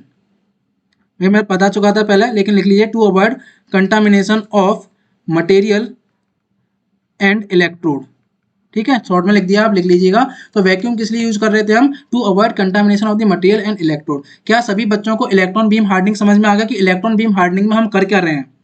तो कुछ पॉइंट्स मैंने आपको यहाँ पर लिखा दिए, जो कि आप अपनी नोटबुक में नोट्स में लिख सकते हो, एग्जाम में आता है एग्जाम में लिख सकते हो। तो छोटे छोटे पॉइंट्स हैं जो हमने आपको स्टेप बताए थे, केवल वही यही लिखना है आपको, यही याद रखना है इलेक्ट्रॉन बीम हार्डनिंग में। क्या सभी बच्चों को इलेक्ट्रॉन बीम हार्डनिंग समझ में आया? पीछे एक बार इमेज देख लीजिए, पीछे ये जो पॉइंट लिखे हुए हैं इनको एक बार आप पढ़ लीजिएगा, ठीक है, इनको एक बार आप पढ़ लीजिएगा, आपको सारी चीजें क्लियर होंगी। और ये पॉइंट भी आप अपने उसमें जो मैंने पॉइंट्स लिखा है उनमें इंक्लूड कर सकते हो, अगर आप अपने आंसर को बड़ा करना चाहते हो तो। कोई बात नहीं, ये डायग्राम आप बना लीजिएगा, ये डायग्राम आप देख लीजिए किस तरीके से आपका इलेक्ट्रॉन बीम हार्डनिंग परफॉर्म किया जाता है। क्या सारी चीजें क्लियर हो गई? क्या सारी चीजें क्लियर हो गई? बिल्कुल क्लियर हो गई। अब देखिए लास्ट जो हमारा बचता है वो है लेजर हार्डनिंग। कुछ भी नहीं है, कुछ भी नहीं है। वहां हम इलेक्ट्रॉन बीम की में क्या यूज कर रहे थे, इलेक्ट्रॉन बीम यूज कर रहे थे टू हीट दी सरफेस। यहाँ लेजर हार्डनिंग में कुछ भी नहीं है, लेकिन क्या करेंगे, क्या बदल जाएगा, यहाँ सरफेस को हीट करने के लिए इलेक्ट्रॉन की बीम की जगह हम क्या करेंगे, लेजर बीम यूज करेंगे। लेजर यूज की जाती है, फायदा क्या होता है, लेजर में हमें वैक्यूम की जरूरत नहीं पड़ती, क्योंकि अगर मैं इलेक्ट्रॉन बीम हार्डनिंग करूंगा तो मुझे वैक्यूम की जरूरत पड़ेगी। अगर मैं आपकी इलेक्ट्रॉन बीम हार्डनिंग करूंगा तो मुझे वैक्यूम की जरूरत पड़ेगी, लेकिन लेजर बीम में मुझे वैक्यूम की जरूरत नहीं है। और दूसरी बात, इलेक्ट्रॉन भी हट जाएंगे और दूसरा आपका लेजर बीम यूज हो जाएगा। तो आपका क्या है कि आपकी जो सहूलियत है इसमें आपका क्या है कि इतना आपको वैक्यूम क्रिएट नहीं करना, ये नहीं करना, वो नहीं करना। आप टेंशन फ्री होकर इसमें आपकी हार्डनिंग करा सकते हो। कहानी आपकी सेम वही रहेगी कि लेजर बीम के थ्रू क्या किया जाएगा, सरफेस पर हीट प्रोड्यूस की जाएगी और उसको फिर आपकी कूलिंग करा दी जाएगी। इसमें भी क्या होगा, इसमें भी सेल्फ क्वेंचिंग होगी। इसमें भी क्या होगा, इसमें भी सेल्फ क्वेंचिंग होगी। और इसमें भी आपका क्या होता है, वेरी थिन लेयर जो होती हैं आपकी, उनको हम हार्ड करने के लिए यूज करते हैं। तो जो पॉइंट यहाँ लिखे हुए हैं वो आप इनको यूज कर सकते हो। Laser hardening is a heat treatment process और the surface hardening process in which laser beam is use to heat the surface. Already easy language में आप यूज कर सकते हो, of a material part and then left quickly. ठीक है, simple वही है, हीट करेंगे। लेकिन हीट करने का तरीका क्या है, मेथड क्या है, हीट करने का तरीका है laser beam. In this we use the laser beam to heat the material surface। material surface को हीट करता हूँ and raise its temperature above the austenizing temperature and then cool rapidly। उसके बाद मैं क्या करता हूँ, रैपिडली कूल करा देता हूँ। जब रैपिडली कूल करा देंगे तो क्या बनेगा, सरफेस में मार्टेनसाइट, कोर मेरी टफ रहेगी, सरफेस हार्डनिंग हो गई, हो गई, बिल्कुल हो गई। अब देख लीजिए, this process is use exclusive on the ferrous material. Main क्या है, फेरस मटेरियल्स के लिए यूज होगा, suitable for the hardening including steel and cast iron के लिए, जिनमें आपका क्या होता है, कार्बन परसेंटेज आपका मोर देन 0.2%। ठीक है, तो बताइएगा 0.2% से 0.3% कार्बन जो इसमें होता है, उन स्टील्स का नाम क्या होता है, मुझे कमेंट में बताइएगा। ठीक है, तो आपको पता चल जाएगा किन स्टील्स के लिए आपका लेजर हार्डनिंग यूज किया जाता है, कि वो लो कार्बन स्टील है, हाई कार्बन स्टील है, मीडियम कार्बन स्टील है, प्लेन कार्बन स्टील है। कार्बन परसेंटेज मैंने बता दिया है, उसको बताइए जिससे मुझे पता चले कि हाँ आपको पता है। चलिए, laser hardening require the less refinishing work. इसमें हमें रिफिनिशिंग वर्क करने की जरूरत नहीं पड़ती। Has the ability to process irregular work piece की हार्डनिंग कर सकता है। 3 डायमेंशनल वर्क पीस होंगे, उनकी भी हार्डनिंग में हेल्प कर सकता है। Laser hardening increase the hardness and wear resistance. Hardness और वियर रेजिस्टेंस को इंक्रीज करता है, और आपका क्या करता है, एब्रेसिव वियर को कम कर देता है। दूसरा क्या है, चौथा पॉइंट आपका, laser hardening is a surface hardening process commonly use for complicated. वही बात है, इरेगुलर शेप हो गई, कुछ भी हो गई, तो कॉम्प्लिकेटेड शेप्स के लिए आपका यूज किया जाएगा। और large object because it allows the absolute control on the surface hardness of the text. ठीक है, और ये जो आपके ईबीएच और जो आपके एलबीएच हैं, ये आपके मोस्टली यूज किए जाते हैं लोकल हीट ट्रीटमेंट के लिए, या मैं कहूं लोकल सरफेस हार्डनिंग के लिए। ठीक है, ठीक है जी, किस लिए यूज किए जाते हैं, बेसिकली आपके लिए यूज किए जाते हैं लोकल के लिए। क्योंकि लार्ज कंपोनेंट वगैरह जो हो रहे थे वो कहाँ यूज कर रहे थे हम, वो यूज कर रहे थे आपके फ्लेम हार्डनिंग में। ठीक है, तो लोकली अगर मैं ज्यादातर करनी है तो मैं इनको यूज करूंगा, प्रेफर करूंगा। क्या लेजर बीम हार्डनिंग समझ में आ गया सभी बच्चों को, क्या लेजर बीम हार्डनिंग समझ में आ गया। यहाँ पर आप डायग्राम देख सकते हैं, यहाँ पर आप डायग्राम देख सकते हैं किस तरीके का डायग्राम है, ये डायग्राम आप बना सकते हैं। दूसरा मैंने यहाँ रिलेशन दे दिया है, इसकी डेप्थ में हमको नहीं जाना है, केवल यहाँ देख सकते हैं depth of hardening and the power. जो पावर आप यहाँ पर लेयर की पावर जो है और आपकी डेप्थ जो है, उनके बीच में रिलेशन क्या है, वो ये है। ये आपके इनके वाई क्या है, case depth power, laser power है पी, डी बी आपकी इंसिडेंट बीम डायमीटर है, जो आपका लेजर का जो डायमीटर है, एंड ये ट्रैवर्स स्पीड है। तो ये आपका कहीं पूछ लिया जाता है, कभी न्यूमेरिकल आया था, उसमें आपका हेल्पफुल रहेगा। मेन बात है, मेन एडवांटेजेस क्या है वो आप यहाँ से देख लीजिएगा। ठीक है, इनको ज़्यादा पढ़ाने की मतलब इनको क्या समझाना है, केवल आपको याद करना है, ठीक है, पढ़ना है। तो इनके एडवांटेजेस क्या हैं वो आप यहाँ देख सकते हो। लेकिन एक इंपॉर्टेंट चीज़ जो है, जो कि मैं आपको बताने वाला हूँ, या मैं कहूँ एक कंक्लूजन जो मैं आपको बताना चाहता हूँ, वो आप यहाँ देख लीजिए। वो यहाँ आप देख लीजिए कि मैंने आपको क्या बताया था इंपॉर्टेंट। एक बताया मैंने आपको फ्लेम हार्डनिंग, एक मैंने आपको बताया इंडक्शन हार्डनिंग, बताया, बिल्कुल बताया। और एक मैंने आपको बताया इलेक्ट्रॉन बीम हार्डनिंग एंड आपका लेजर बीम हार्डनिंग। ठीक है, ये चार मेथड हमने आपको बताया, और यही चार हैं मेन बेसिकली आपके सरफेस हार्डनिंग में। तो जो फ्लेम हार्डनिंग है वो बेसिकली कब यूज होगा, या किन मटेरियल के किस उनके लिए हम यूज करते हैं, वो लिख लीजिए, जिससे कि आपको एक मतलब एक कंक्लूजन पॉइंट कि फ्लेम हार्डनिंग कहाँ यूज करेंगे या ईबीएच कहाँ यूज करेंगे, तो वो एक कंक्लूजन पॉइंट मतलब लास्ट बिल्कुल लेक्चर खत्म हो गया, कोई दिक्कत। ये भी आप अपने नोट्स में लिख सकते हो कि फ्लेम हार्डनिंग मैं किसके लिए यूज करूंगा। Flame hardening is use for the heavy cases, heavy cases या हैवी जो मटेरियल्स होते हैं आपके, और सिलेक्टिव हार्डनिंग के लिए ऑफ लार्ज मशीन कंपोनेंट। अब बहुत बड़े बड़े मशीन कंपोनेंट हैं, उनको फर्नेस में तो रखा नहीं जा सकता, फर्नेस इतनी बड़ी कहाँ तक बनाओगे, तो हम क्या करते हैं उस केस में सरफेस हार्डनिंग ट्रीटमेंट यूज़ कर लेते हैं। तो हम क्या करते हैं लोकली अगर मुझे करना है उस केस में ही मैं इसको यूज़ कर सकता हूँ। इंडक्शन हार्डनिंग की अगर बात करता हूँ तो ये किस पर वर्क करती है, works best on parts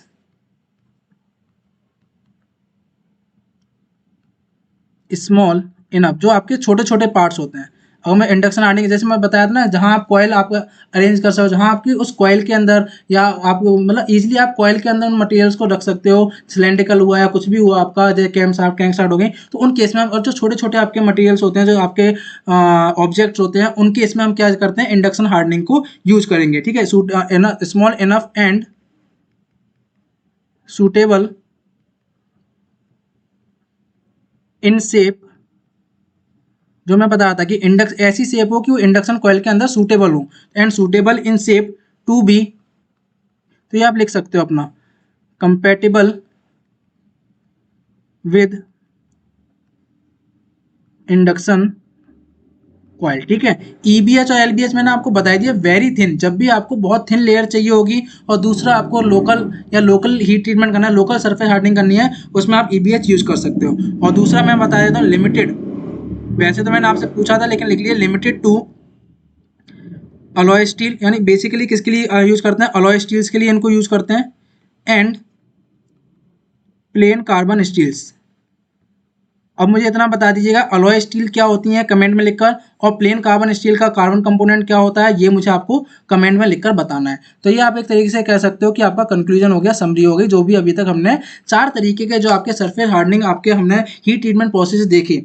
I hope आप सभी बच्चों को ये सारे हीट ट्रीटमेंट प्रोसेस समझ में आए होंगे, किसी भी स्टूडेंट को कोई भी दिक्कत नहीं रही होगी। अगर कोई भी दिक्कत आती है, कुछ भी आता है, कमेंट में लिख के बताइएगा। सबसे इंपॉर्टेंट बात, अगर समझ में आया है, लेक्चर पसंद आया, लाइक कीजिएगा, कमेंट कीजिएगा हाँ सर जी हमको अच्छा लगा, समझ में आया।